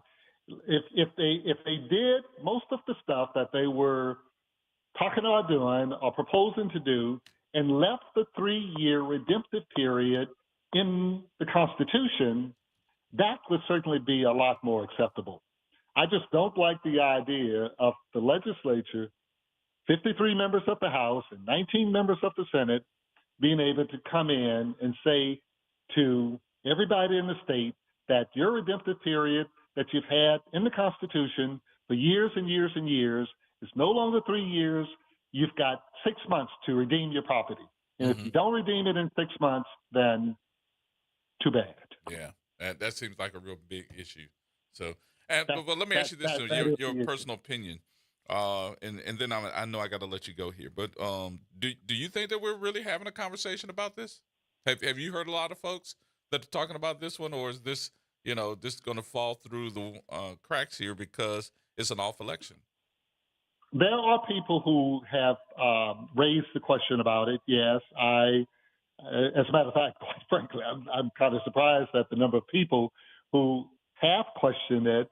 And I think amendments number 1 and 4 have caused a lot of people to take the position that they're just going to vote against all 4 of them. Yeah, I'm getting that online right now. A lot of folks are just saying that they vote no for all of them. Yeah, just vote no on all 4 of them. Mm-hmm. And if you don't understand them, that's probably a safe way to go. Vote against them. Yeah, that's the simplest way to deal with it. Okay. Vote against all 4 of them if you don't understand what those amendments are saying or what they're doing. Yes. Councilman, I appreciate it because that's been a conversation that I know I've had people calling me, asking me. One of them was Don Jazz, and called and said, man, when y'all going to start talking about these, because I need to know what to do with the vote. So that's what we're going to do. But Councilman, I appreciate it. Thank you so much. We're going to make sure that we have some more conversation about it. I don't know if you're listening or not, but I know a lot of folks been trying to call in to see or agree or disagree in what we're saying here. So we're going to see what they're going to say for next hour. So we'll see. Okay, sounds good. I Thank you appreciate very it, much. sir. Don't be no stranger. Come on and sit down and host a show. I will do it. Thank you. Appreciate Good the call. talking Thank to you, you. sir. Alrighty. Thank Bye-bye. you. Bye-bye. All right. Former councilman for the city of New Orleans, John Johnson. There we go. All right, more coming up, y'all. We're going to take a break. AURN News. A bill nicknamed the Nonprofit Killer is barreling toward a vote in the House, and its implications are chilling. H.R. 9495, backed by House Republicans, would let President-elect Donald Trump revoke the tax-exempt status of nonprofits deemed terrorist-supporting by the Treasury Department without due process. Now, while its name claims to target terrorism, many civil rights advocates warn this measure could silence groups fighting for justice, including those advocating for racial equity, Palestinian rights, and press freedoms. Critics, including the ACLU, call it dangerous overreach. If passed, the bill risks stifling free speech and dismantling protections for civil society. With the vote expected Thursday, the clock is ticking for lawmakers who decide if they'll protect democracy or enable its suppression. For AURN News, I'm Ebony McMorris. What is the way forward for New Orleans, Louisiana, or the nation? I'm Eddie Francis. Every week, I'll discuss issues that impact our well-being and how we can navigate those issues with a solutions-based approach. Join me every Saturday at 2 p.m. for The Way Forward, starting on December 14th on WBOK 1230 AM or streaming live at WBOK1230am.com on Facebook, YouTube, or the Play-Ode app. WBOK, what New Orleans is talking about. NOLA Public Schools' main round enrollment for kindergarten through 12th grade is now open. With 73 schools available through the NOLA Public Schools Common Application Process, or NCAP, finding the right school fit for your family is easier than ever. List up to 12 choices to maximize your chances and apply by January 24th. We're all in, and we hope you are too. Apply today at enrollnolaps.com. That's enrollnolaps.com. The National World War II Museum, located in the Warehouse District of New Orleans. The National World War II Museum tells the story of America's experience in the war that changed the world, why it was fought, how it was won, and what it means today. Visit them online at www.nationalww2museum.org for time tickets and safety information. Hello, I'm Gary Clark. Please tune in to Dr. Clark 101, The Living Classroom, which is broadcasted weekly every Wednesday at 12:30 p.m. on WBOK 1230 AM on your dial. And as always, it's been a pleasure. Welcome to Liberty Bank and Trust, where your financial journey transforms communities. Since 1972, our customized banking solutions power your dreams and fuel your community growth. Every dollar you invest with us circles back to empower more people, ensuring opportunities for generations. Join us at Liberty Bank. Together, we empower possibility. Visit libertybank.net to start banking with purpose. Liberty Bank, there's freedom here.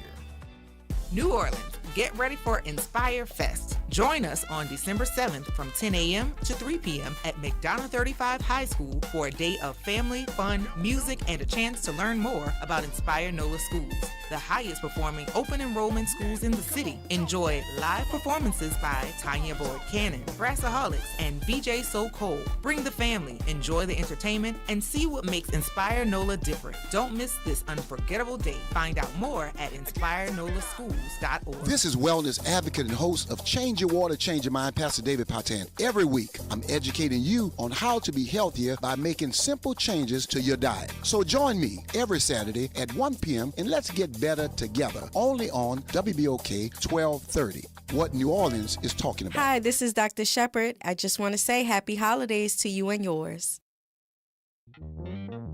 Have you heard the secret of what New Orleans is talking about? I promise everything will be okay if you're listening here on the airwaves. It's that WBOK 1230 AM. WBOK 1230 AM. a.m. New Orleans, home of the Reality Check, weekdays 1 to 4 p.m. This news report is brought to you by New Schools for New Orleans. I'm Mike Island with 4 things you should know from BIN News. Legal experts believe the Supreme Court is likely to uphold a Tennessee law banning transgender care for minors. President-elect Trump's plans to raise tariffs will not be taken into account when the Federal Reserve makes a decision of interest rates this month. Some experts say Trump's plans will raise inflation. 3 big companies have pulled advertising from Amazon-owned Twitch amid allegations the company is promoting anti-Semitic content. AT&T, JP Morgan Chase, and Duncan have all pulled ads from the service. 1/4 of people lie about money regularly, and men are more likely to have financial secrets. That's according to a new Wallet Hub survey that found nearly 80% more men than women have money secrets. Get BIN News on demand 24/7 at BINnews.com. New Schools for New Orleans wants to send a huge congratulations to all of our educators, students, and families of New Orleans for their continuous academic growth. School performance scores have been released from the state. For the first time in many years, there are no failing schools in New Orleans Public Schools. As a district, our performance increased by 4 points. In addition, Orleans Parish now exceeds pre-COVID school performance score for all students by 6.2 points. When you see a teacher, school leader, or student, be sure to show them some love.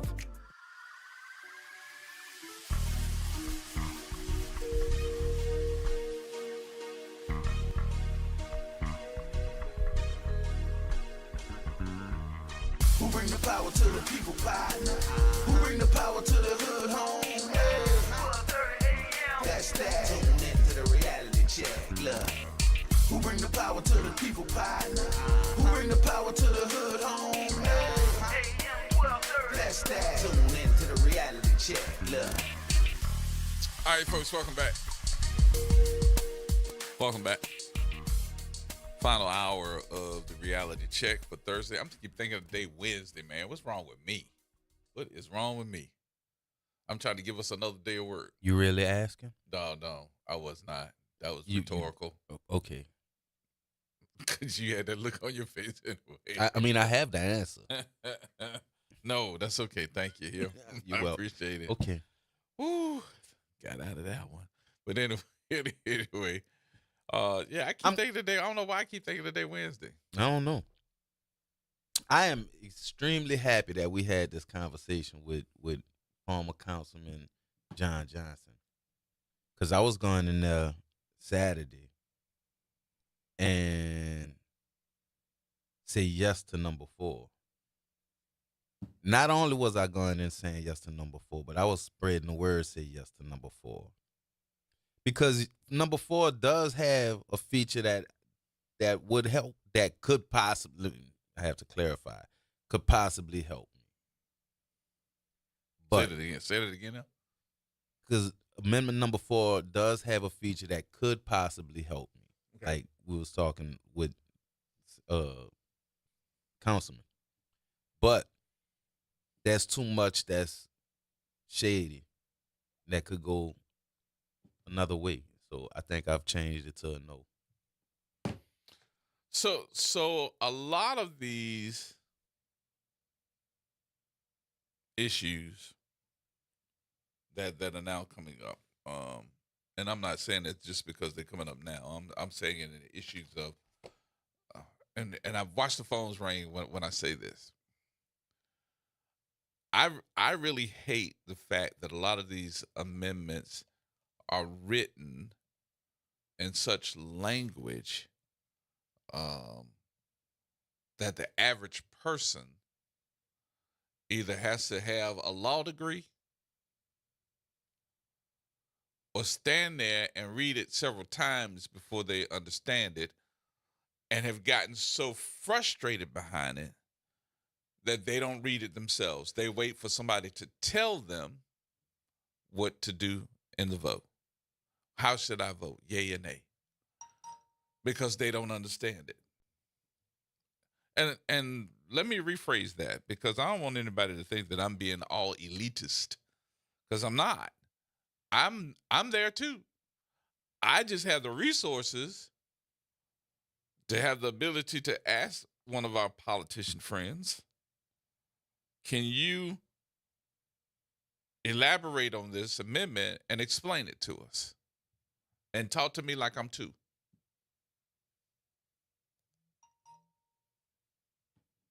Everybody just went, amen.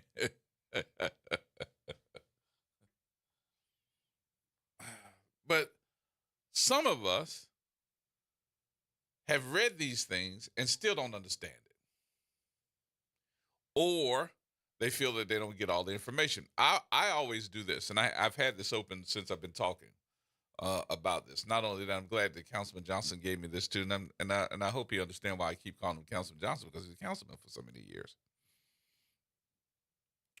I pulled up Act 774, Senate Bill 505. That's what it is. I pulled it up thinking, because he mentioned it, I didn't know that it was Senate Bill 505. Thinking that I can read this and keep on going. This thing got so many statutes, chapters, subtitles, titles, 47 revised statutes that go along with it. And here's something else. Think about this. Now, here's why I think if we don't look at number 4 and say there's some problems, I really don't think that this is about your home property. I do think that it is in some neighborhoods, in some parts of the state, and it could be our neighborhoods. We've seen that happen already. But what has not been talked about, and we didn't talk about this with the councilman, what about your properties that have mineral rights? Let's say, Jazz, your house. Your house comes with the land from that marked area to this marked area. But I have deemed your area rich with oil. And somebody has come up to you and said, man, I would love to give you some money for your property and yada, yada, yada, yada, yada, yada. And you say no. And they watching you, or they give you, they watch you, and you do get behind in your property taxes.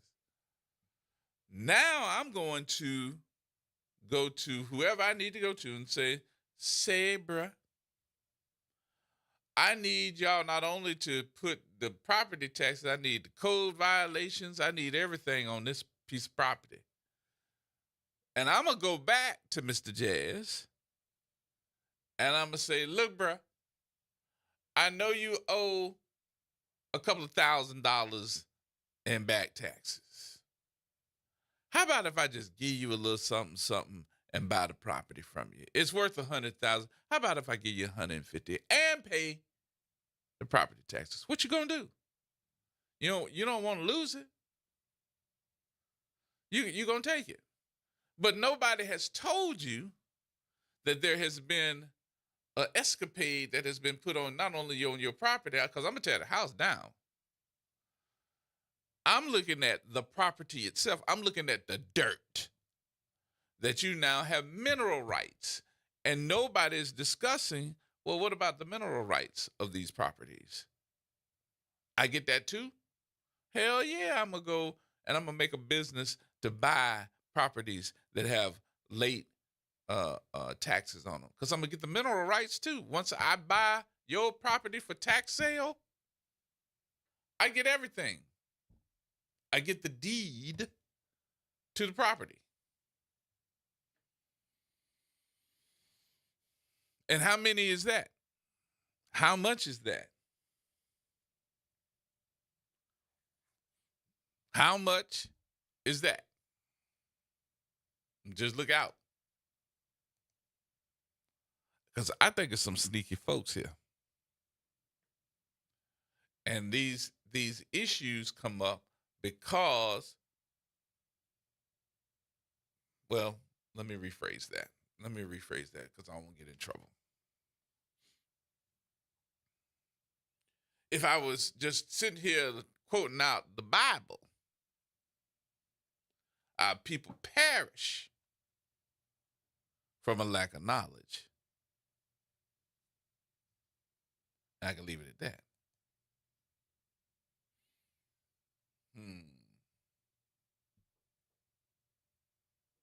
Our people perish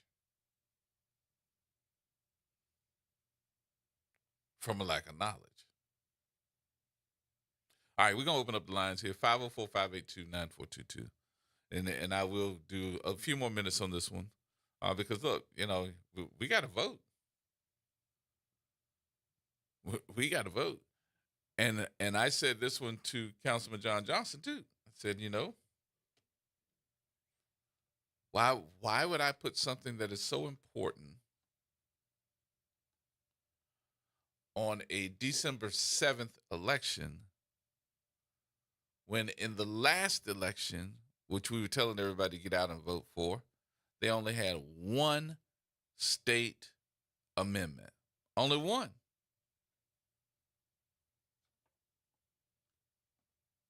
But on the off election, I have 4. Why is that? Somebody answer that question for me. Why is that? I got 4, not 4, 4, F-O. Important amendments on an off election.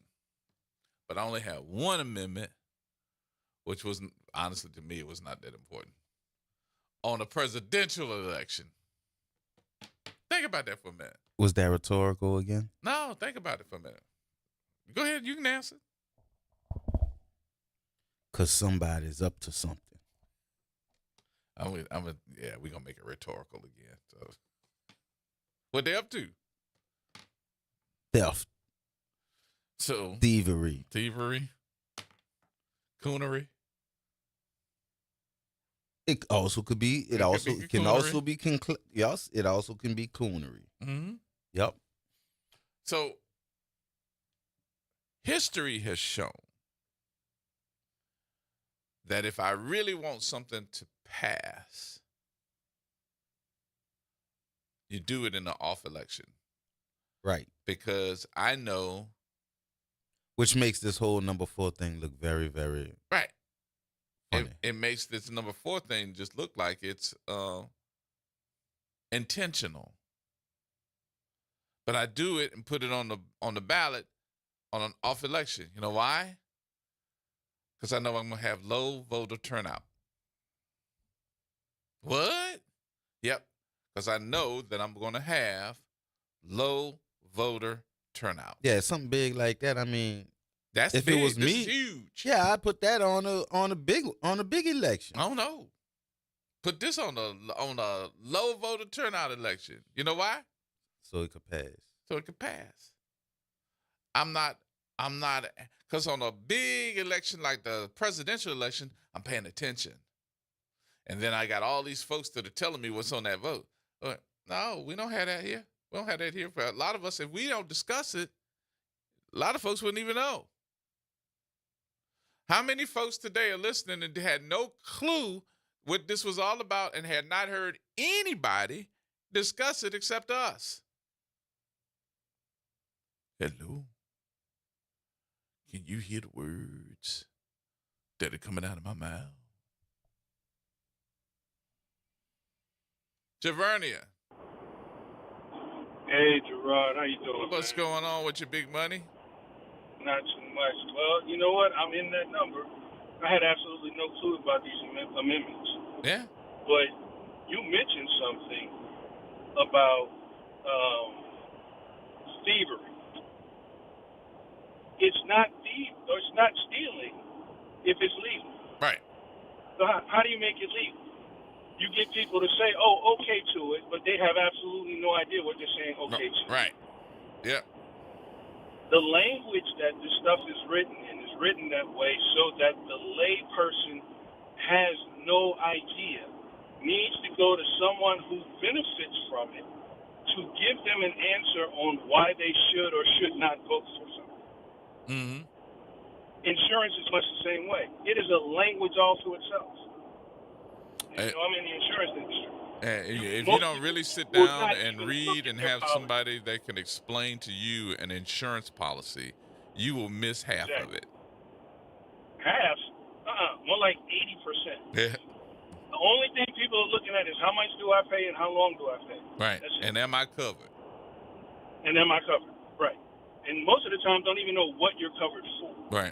But that's a whole nother caveat. This thing here, because I didn't get to hear all of what each amendment is, but something about number 2 and number 4, I'm at the point where I don't get it.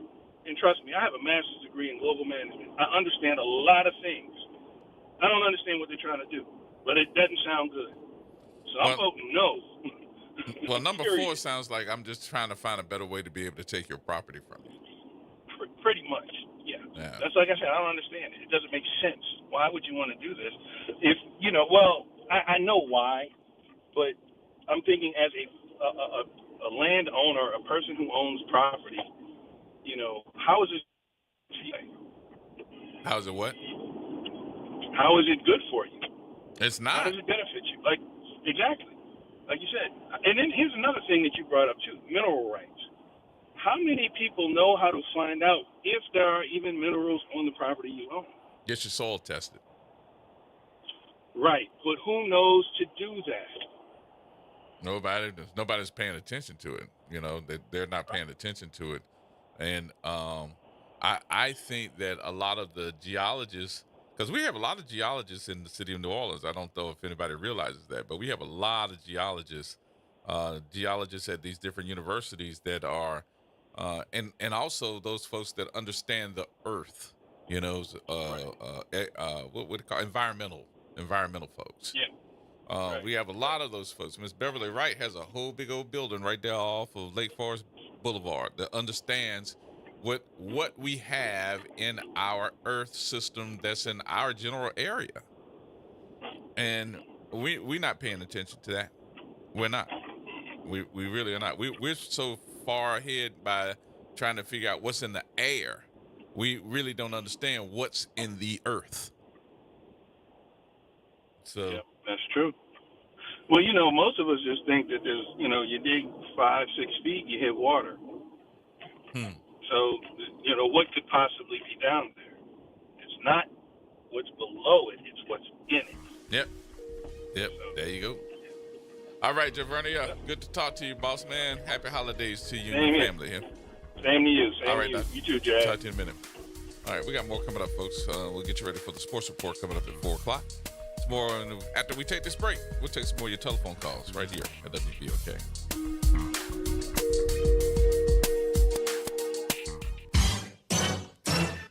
Hey, this is D. Riley from the 90s Hits R&B Jams. Make sure you listen to WBOK 1230 AM every Saturday night from 7 until 9 p.m. I'll be giving you the best R&B jams from the 90s. That's right, all your favorites and more. With me, D. Riley, your host of the 90s Hits, right here on WBOK 1230 AM. Or listen online at WBOK1230.com. WBOK, the station you listen to longer.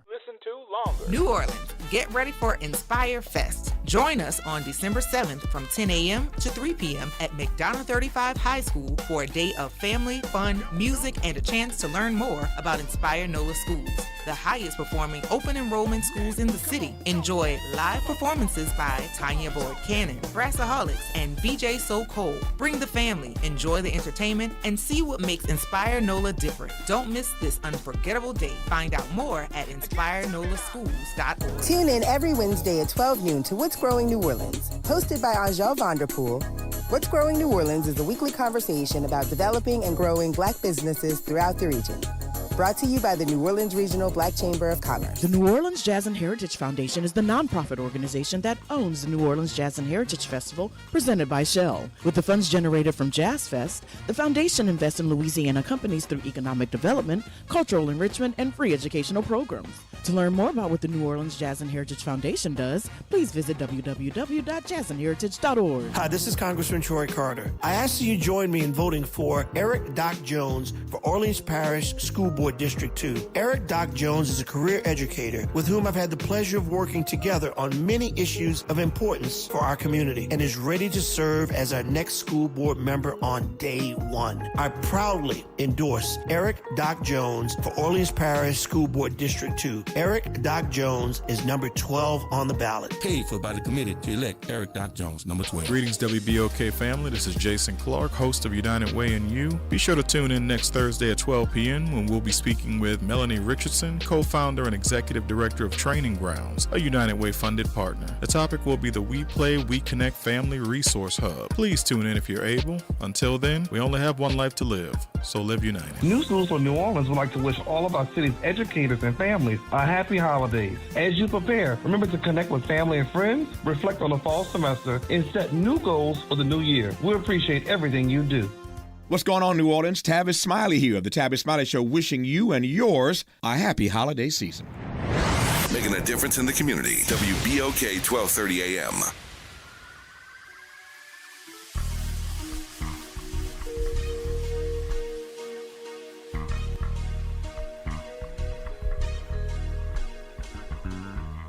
Who bring the power to the people, partner?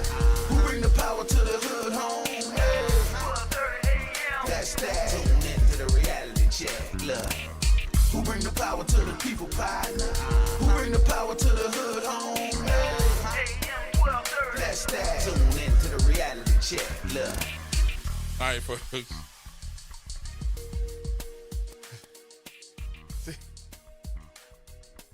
What? I ain't even do nothing this time. You did. I did not. Absolutely. That was a late reaction to you. That was just a late reaction, bro. He's stupid. That's all. That's all. That's all. I'm going home. I'm leaving her. I'm leaving her early, and it's your fault, bruh. Nah, I ain't even gonna ask. I ain't gonna ask you what I said. What he said. Don't do it. Don't do it. All right. Bruh. Did he say that though? Yeah, he did.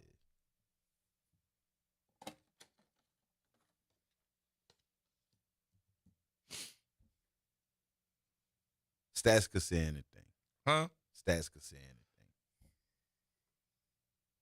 Ooh, I had to clean my eyes out on that one. I need to see that in writing.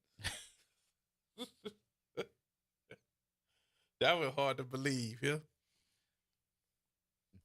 That's a bold statement to make. Very bold. That's a bold statement to say. And say it with force and ferocity. What? We don't have what no more? Not a one. Not a one? Not a one.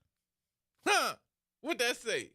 Stand up and be heard. Not a one. Not a one. Until next year and they find out everybody pulled what that was, Lakeview? No, what school that was? That is now we ain't going there. That is now Kennedy. We ain't going there. We ain't going there. They was a passing school too. They was. Yup. They was. Until they wasn't. Until they wasn't. And then everybody had to take their test. They whole year again. Mm. All right, we're gonna change the subject because I hope it's true. See, and you keep going. You keep going because I hope it's true. Bruh. What? You believe that though? I said I hope it's true. But I'm asking you.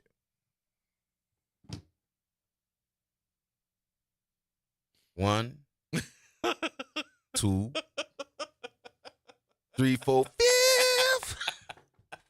Fifth. I plead the fifth. I mean, I don't know, bro. I mean, I don't know. I don't want to be gloomy and doomy. Bruh. But come on. You know that would have made national news. Yeah. You heard it anywhere? No. That would have been international news. I said national news. That would have been international news. The only only place I heard it was right here. That's why I was like, what'd he say? I hope it's true. I hope it's true. He's a credible guy. He's credible. He's a credible guy. Facts might not be credible. Ain't playing with you today. That's what. See, you the main reason why I said I'm going home early today. I'm going home early. Mm-hmm. I'm just saying. I hope that they are not failing. I very seriously hope so.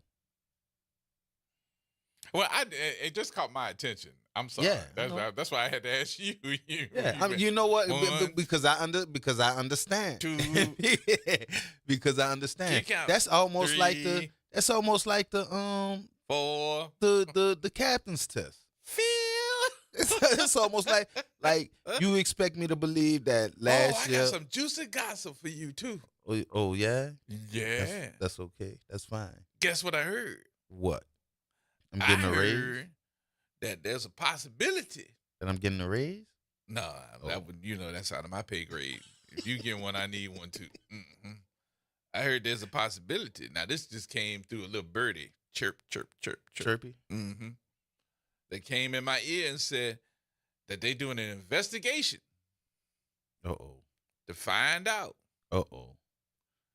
How they cheated, or if they cheated on that test? On that captain's test at the NOPD. Yeah, that's good. I said, what? That's good. I said, huh? That's good. I said, what? And then I said, huh? And then they said, and the OIG doing the test. I said, oh, damn. He the one that's doing the investigation? There's the answer. There's our answer right there. There is your answer. They turned it over to him. I'm like, no. That's going to be a cover-up. Crooked Stilskin? That's going to be straight out of the damn French, what's that, French coffee truck? Can I get a latte? I'm not going to be the lead detective. And then they're going to have a new drink for it called the Liate. Liar. You play too much. You talking about me. I never would have came up with that one. Liate. Can I get a Liate? Does that come with I need a splash of this, I need a splash of this, I need a shot of this, I need a double this, I need a double that. A Liate. That is not a good idea to put that office in charge of that specific. Oh, it is for them. No, yeah, it's not. Yeah, it is. It's not. Absolutely. It absolutely is not. Yes, it is. It absolutely is the right move for the shadow government. Yeah. Okay. Yeah. Who you thought I was talking about? Yeah. Us? Mm-mm. When did we start mattering? Did we start mattering at any point in time? That's why I wrote legislation to take your property earlier than what I take it already now. We tired of waiting 3 years. We done moved a whole bunch of y'all out of the city. Now I'm really going to move you out of the city. It's time for the rest of y'all to go. It's time for you alls to get. You know how they say in the country. Get on now. Skedaddle. How we say it when we get mad. And didn't I tell you that gone now? That's one word. Gone now. That's one word. Gone now. Oh, and I got to say hello to somebody, too. I had to say hello to Miss Una. Miss Una. Miss Una just had a birthday. Happy birthday. Happy birthday. Miss Una is 93 years old. Happy birthday. Miss Una. Happy birthday, baby. Happy birthday to you. 93 years old. And still kicking. Miss Una teaches something. And she been through history. I bet you she got some stories to tell, too. We're going to have to bring Miss Una up here one day and just sit her in front of the microphone and let her tell some of her stories that she knows. Just through history. You know who I used to love to do that? Reverend Skip. Reverend Skip used to sit there and just tell you those stories, and you'd be like intrigued when he used to tell you about his old Navy days and when they were landing the plane. When they land a plane, you have two sides of the barracks. You have on the left side of the wing the barracks full of white Navy guys, and then you have the black Navy guys to the right, and they couldn't cross over. And the runway of the Navy barracks would go straight down the middle, so that it would be separated and segregated when he was in the military, because he was in the Navy. I used to love sitting down and listening to those stories with Reverend Skip. Yep. Him and several other folks I used to really enjoy listening to. But getting back on track, did he really say that, though? He did say that? Won't have no failing ones? None? I'm failing to see how that's back on track, but yeah. I didn't get past that one yet. I'm sorry. Let me get back on track. Ooh, that threw me for a loop there. I was like, what? I need to see them statistics just like you. I need to see them statistics. Congratulations, if that's true. Do I sound optimistic? Not at all. Not even a little bit. Nope. I don't. Nope. Not even a hint of sarcasm. No, I'm optimistic. I am optimistic. Congratulations. I'm not buying it. And I'm not buying you what you're selling. What am I selling? Your optimism. Yes, I am. I'm very optimistic. I'm optimistic. I'm hopeful that it's the truth. No, you're not. Yes, I am. I can see it in your face. You are optimistic. That is not 100 optimism. 100 sarcasm. What's going on? What happened? We like are you? I'm nothing. I'm doing nothing. Just start clicking. Anyway. We fine on this side. Oh, it's not. We not? No. Say something? We're fine on this side. Okay, there you go. It stopped. Whatever it was, it stopped. That's because you don't see. I'm telling you, bro. These people be monitoring what you say. And you talking about some. This is optimism. I am optimistic. That's sarcasm. You being sarcastic. The minute I said you being sarcastic, you start clicking over there. I'm gonna tell everybody. No, that's because you. When I walk out of here today, because you were being sarcastic. sarcastic. Jazz got the clickums.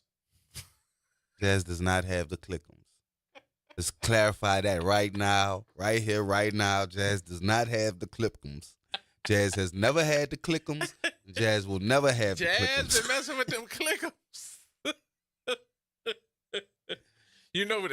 Wait, hold on, because somebody gonna come and say, you know, you're wrong for saying something like that to Jazz because that's not funny, Gerard. You know, people really had those problems in the past. Let me go ahead on and tell y'all before y'all call me and tell me that. Shut up. Please shut up. Oh, man, you are something else. I know. I just got to tell them people, shut up. Just be quiet. Hold your telephone call. Keep your 25 cents and keep it to yourself.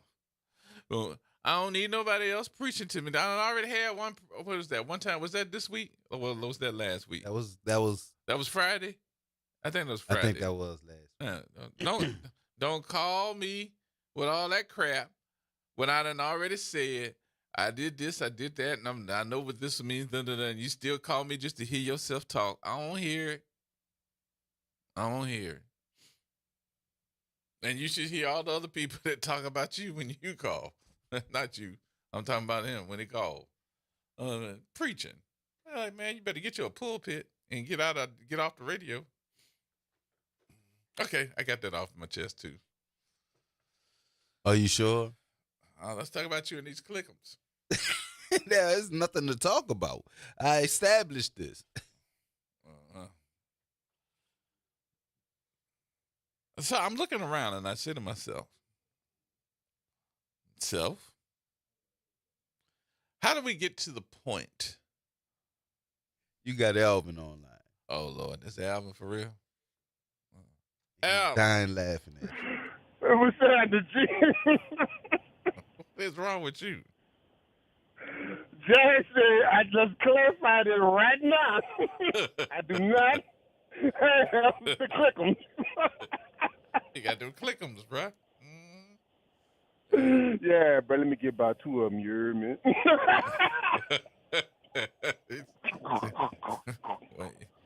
I hope you ain't driving. I swear I hope you ain't driving, because somebody's looking at you crazy. I digress, bro. On a serious note. Yeah, but check it out, though, G. I guess there are felons if you change the grade scale from F, there's a F that used to be a bona fide F is now a D, and it take you a year to get we ain't going there. No. Oh, we not? No. Yeah, I'd be passing too. All right. Both of y'all got the click'ems now. Both of y'all got it. You got 2 of them. We ain't going there. Y'all are not going to get me in trouble. Y'all are not going to get me in trouble. I just happened to hear that. When it pulled, and I said, wait a minute. What? See, when you pass an amendment, when you write an amendment, they tell you to go around the corner to get across the street because you're really trying to go next door, but you got to go upstairs to go down the block to turn the house around to get around the corner to turn right to go left. So at the stop sign, turn left again and turn right, and you go ahead and vote yeah, then you understand why we at this point. You sound like my Google Maps. That wasn't Google. That was Hoogle. That was Hoogle? Oh, I got the wrong one. That was Click'em Google. It will make this. Well, like you say, we have to laugh sometimes because this stuff is just you got to laugh to keep from crying. Yeah. And here it is again, the Louisiana, if not the National Democratic Party, especially not in this state. Here we are watching the blueprint. We are watching them go from the back house talk to the blueprint stage to now the building stage. And the result, we already know what the result looked like. Shout out to Jackson, Mississippi. Yes, indeed. You know what I'm saying? We already know what the result gonna look like. And it's like, bro, come on, man. You gonna take out? You already took our property round 1, like you said earlier. You took the property round 1 on the slick. Yeah. Then you pass this doggone master plan, but don't worry about it. We got you. Just listen to us. Just vote for it. Some people voted for it, even though we said right here on this station. I said right here on this station. Don't do it because we need to get some more questions or answered questions and look at where we at. And now y'all done slid this up in, and that's going to show you, I don't know how, G, or how can we get the organizations or some of the state senators or whatever, because I know they got a lot to do.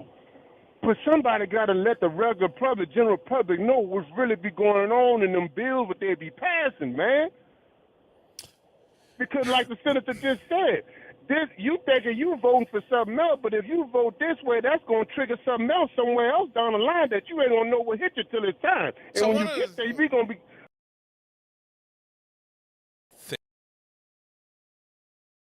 Just an opinion. I don't have this. I have not told anybody this, but I'm gonna tell you. So this might be breaking news for everything. The Louisiana Black Caucus should be a connection with every radio, television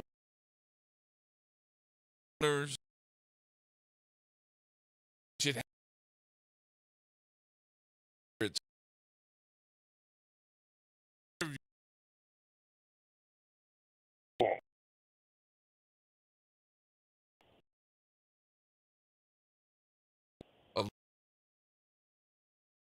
point. Hey, this is so and so.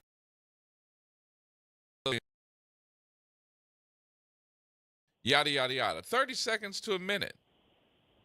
And be able to tell everybody, hey, come up here on this date. 81-page document right. that you don't know about just yet this is going to happen in 3 months. You're going to get an ordinance, or we're going to vote on an amendment to the Constitution, and then, like we said earlier, to you, not to cut you short, and then get the defining words. Because remember, we had the conversations about people don't understand the difference between racism and prejudice.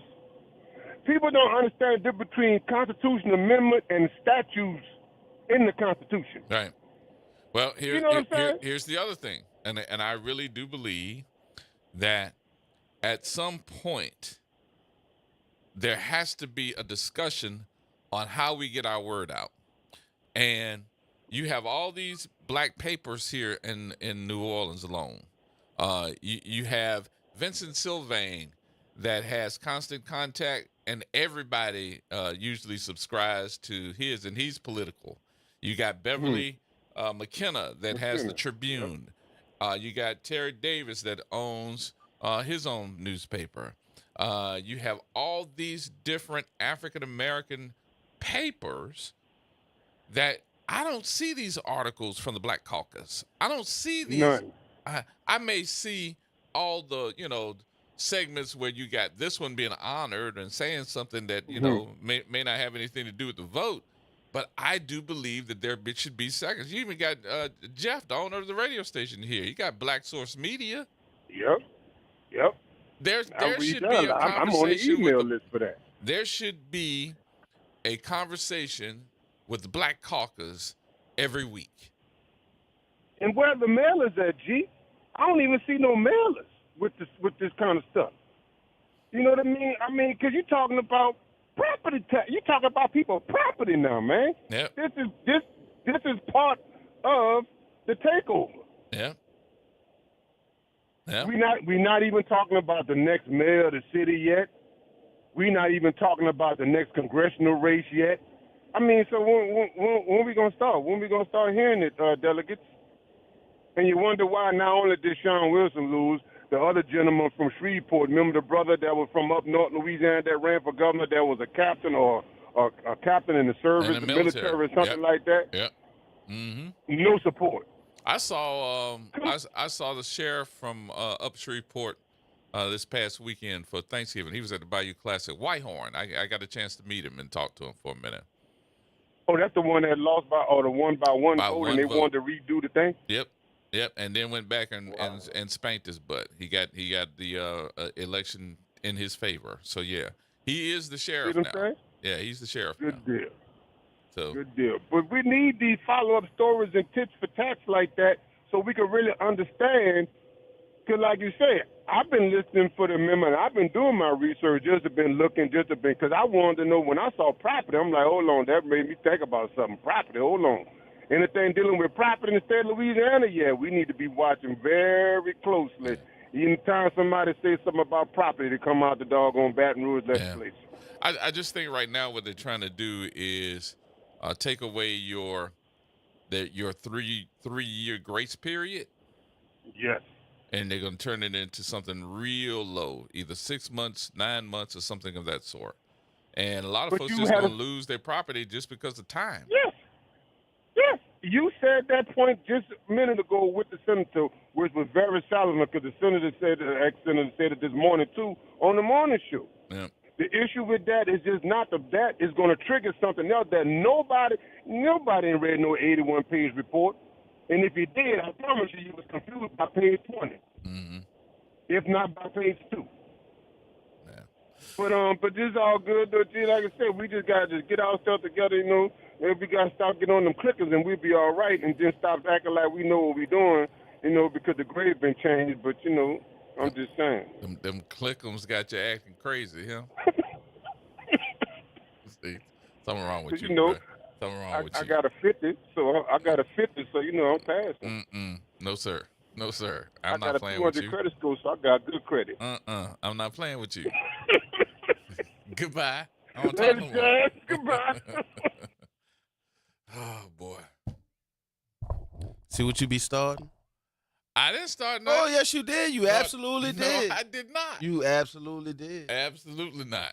I asked you a question off air, and you acted a pure damn donkey over there when I asked you the question. I asked you, bruh, did I hear right? You like, yup. You sure did. And that was a whole 3 minutes before we That came. was a whole 3 seconds before you pointed at me to that was start 3 talking, minutes. bruh. That was you know how long that break was? That was not that. That was at the beginning of the break. I didn't hear it at the beginning. It caught my attention, and then I was doing something else, and then I asked you, and you were like, "Yo, bro, you ready to go?" I'm like, "Did I hear what I thought I heard you them say?" And you went, "Yup, sure did." Nah.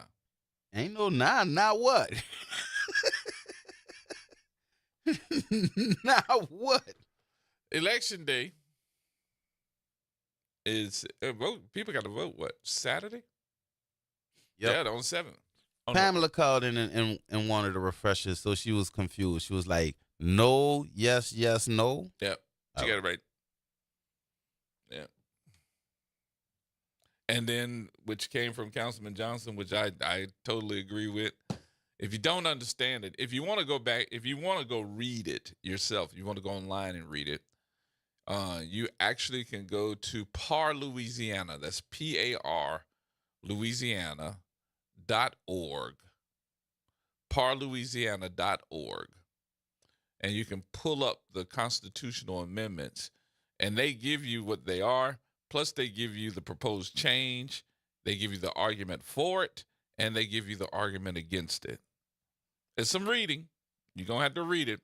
On the amendments, it starts now. Let me make sure you do this, because some people will see this and be like, wait a minute, we just voted on this. It starts with Amendment 1 from the last November 5th election, which was the dedication of the offshore alternative energy money.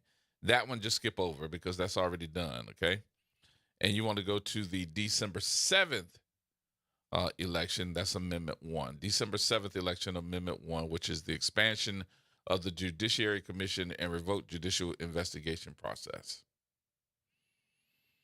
A vote for it would increase the number of members of the State Judiciary Committee and give the Louisiana Supreme Court authority to direct the commission to investigate judicial misconduct allegations.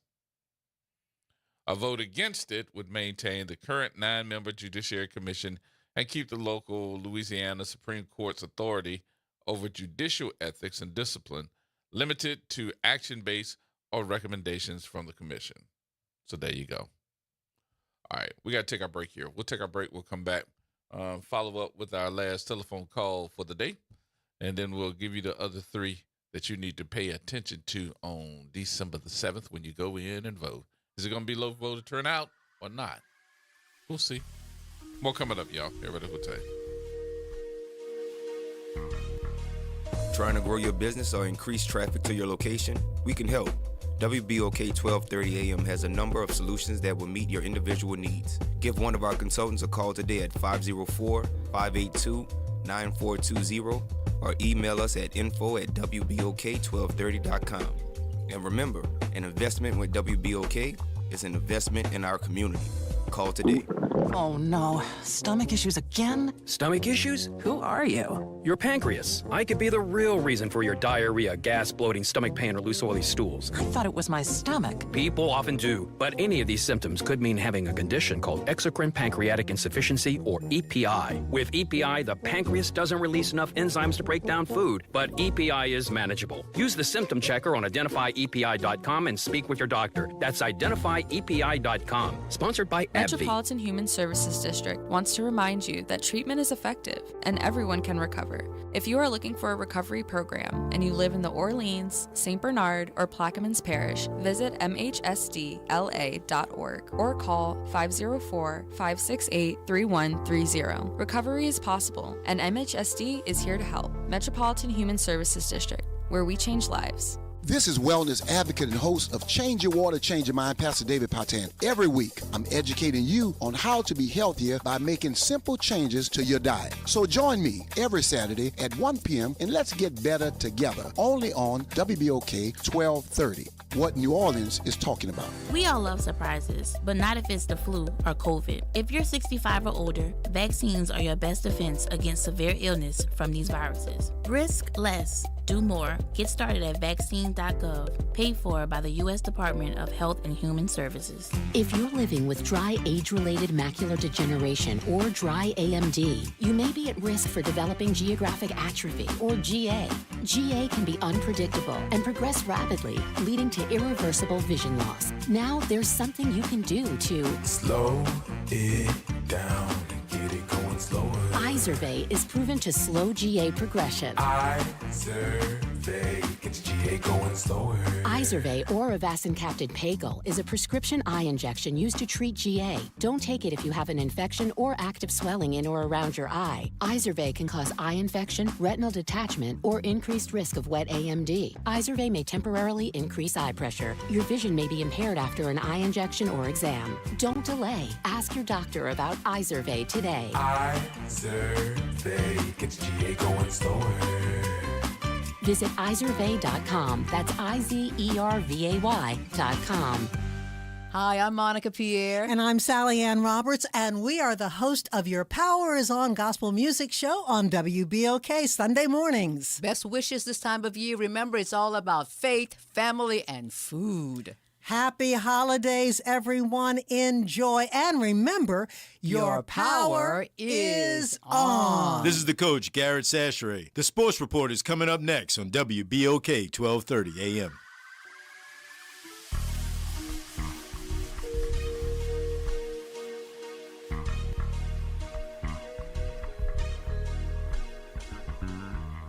Who bring the power to the people, partner?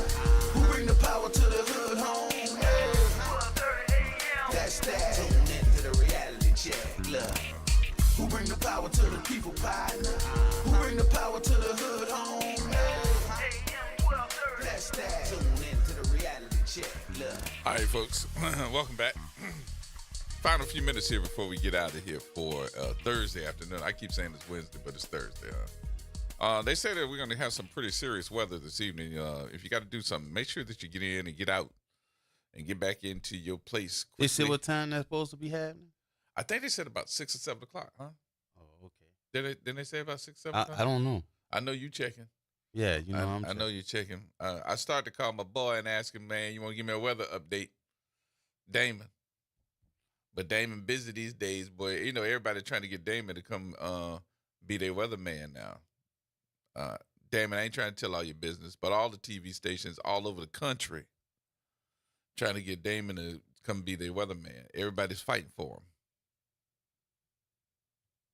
Y'all know I know. I'm going to tell it. We lost an asset. Because everybody is like, get Damon. Get Damon. Because of some asses. Huh? Huh? What'd you say? What? What you said? Huh? See how now somebody done heard the way that I hear you, because when the mic's off, and then you cut my mic on when you say stuff and get me cracking up, be like, did he say that for real?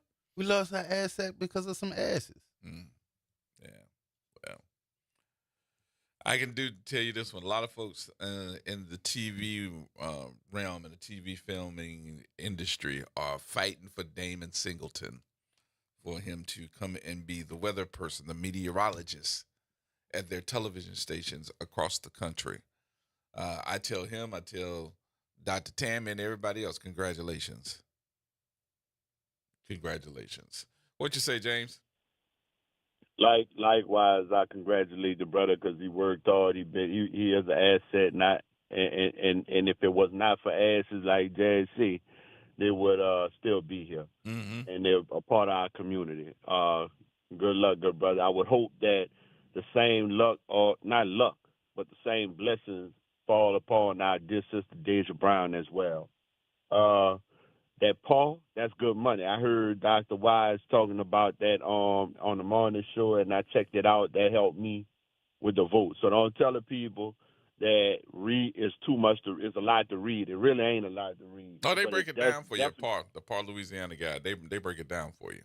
Yeah, they definitely speak in our language. And this morning, Alicia Plummer, our dear sister, mother, auntie, Graham, Alicia Plummer said that we did. I recall voting for it, and I'm thinking, why are we still reading legalese in the voting booth. And legalese, if you don't know, is lawyer speak. And my son, currently in law school, his friends that are still in college that are about to graduate this year, they got their mail-in ballots, and they actually called him to help translate. Mm-hmm. So this is an issue, and it's a game that these folks play, and I think they're smarter than us, but they're really not. They're really not. They're smarter than the general public, and they play these games with the general public. But what we should start asking for is a copy of them amendments as they stand, and see if we can read them and get our lawyer friends and put our heads together on them whole 81 pages. Now that's a lot of reading, and I for one wouldn't mind getting those amendments into the right hands to think about, to have them tell us about this in layman's terms. Mm-hmm. So, well, one of the things that you do know, and I know this is state law, and this is when we go to vote to those polls, and if you get ready to walk into the polling area, you see those amendments posted somewhere, whether it's on a wall, whether it's right before you go inside, or whether you get inside and you see them posted. That is state law. It has to be posted. So that's why we see them there. The problem that we have is that nobody has and I know that Channel 4 here has started doing it because I saw it last night, that they're trying to break down those amendments to give you the pros and cons. They're not trying to tell you which way to vote. They're trying to give you the information on what it is. So I know that they have started doing the amendments and breaking them down. They don't do all of them at once. They just do like one a day. Say, G, bro, it don't matter if they do it 1 a day, 2 a day, 3 a day, 4. They need to give us that information in plain English, because your population is what the man said we had 50%. Your whole population at 50%. Your young population is at 50%. So you know what you're doing. Yeah. You know what I'm saying? Yeah. Just picking on the dumb, deaf, and blind right now. Yep. There you go. There you go. All right, James, I got to get out, brother. I appreciate the call. I'll holler. Yeah.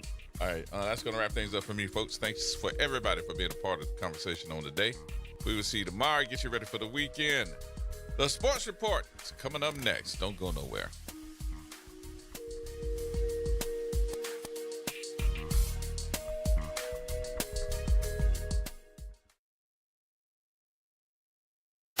From the campus of Xavier University, WBOK 1230 AM. Go. And Equity Media Station. I'm Mike Island with 4 things you should know from BIN News. The suspect in the fatal shooting of United Healthcare CEO Brian Thompson reportedly used bullets that had a message on them. Multiple reports say the words deny, depose, and defend were engraved on live rounds. President-elect Donald Trump's pick for Defense Secretary Pete Hegseth is vowing to stay in the running despite multiple misconduct allegations. Airline executives are being grilled by senators over high prices and extra fees charged to travelers. The President and First Lady will help usher in the holiday season tonight with the lighting of the National Christmas Tree. It will be one of the last public appearances by the Bidens as they prepare for a transition of power. And the animated Moana 2 is expected to take first place at the box office this weekend. Get BIN News on demand 24/7 at BINnews.com. WBOK 1230 AM online at WBOK1230.com.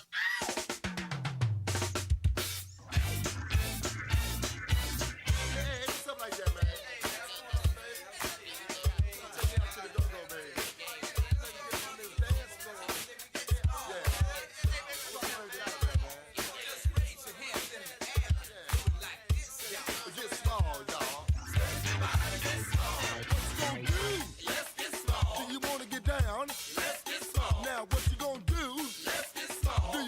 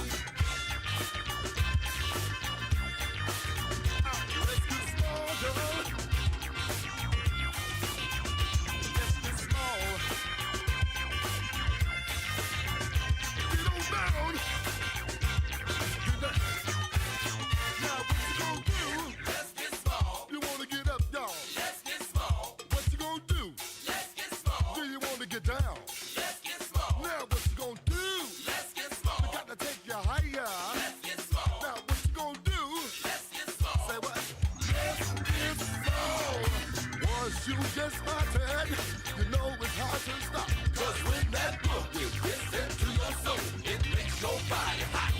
Some people say that they're too old to feel this kind of groove, but it's something in that music that makes you want to move, yeah. You know now. You know now, girl. You know down. Get down, down, down, down. And the groove gets far across the floor. Say what now? They're moving and the groove gets far across the floor. Oh, do it again, do it again. They're moving and the groove gets far across the floor. Check him out, y'all.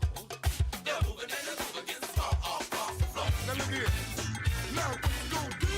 Let's get small. You wanna get up, y'all? Let's get small. Now what you gonna do? Let's get small. Do you wanna get down?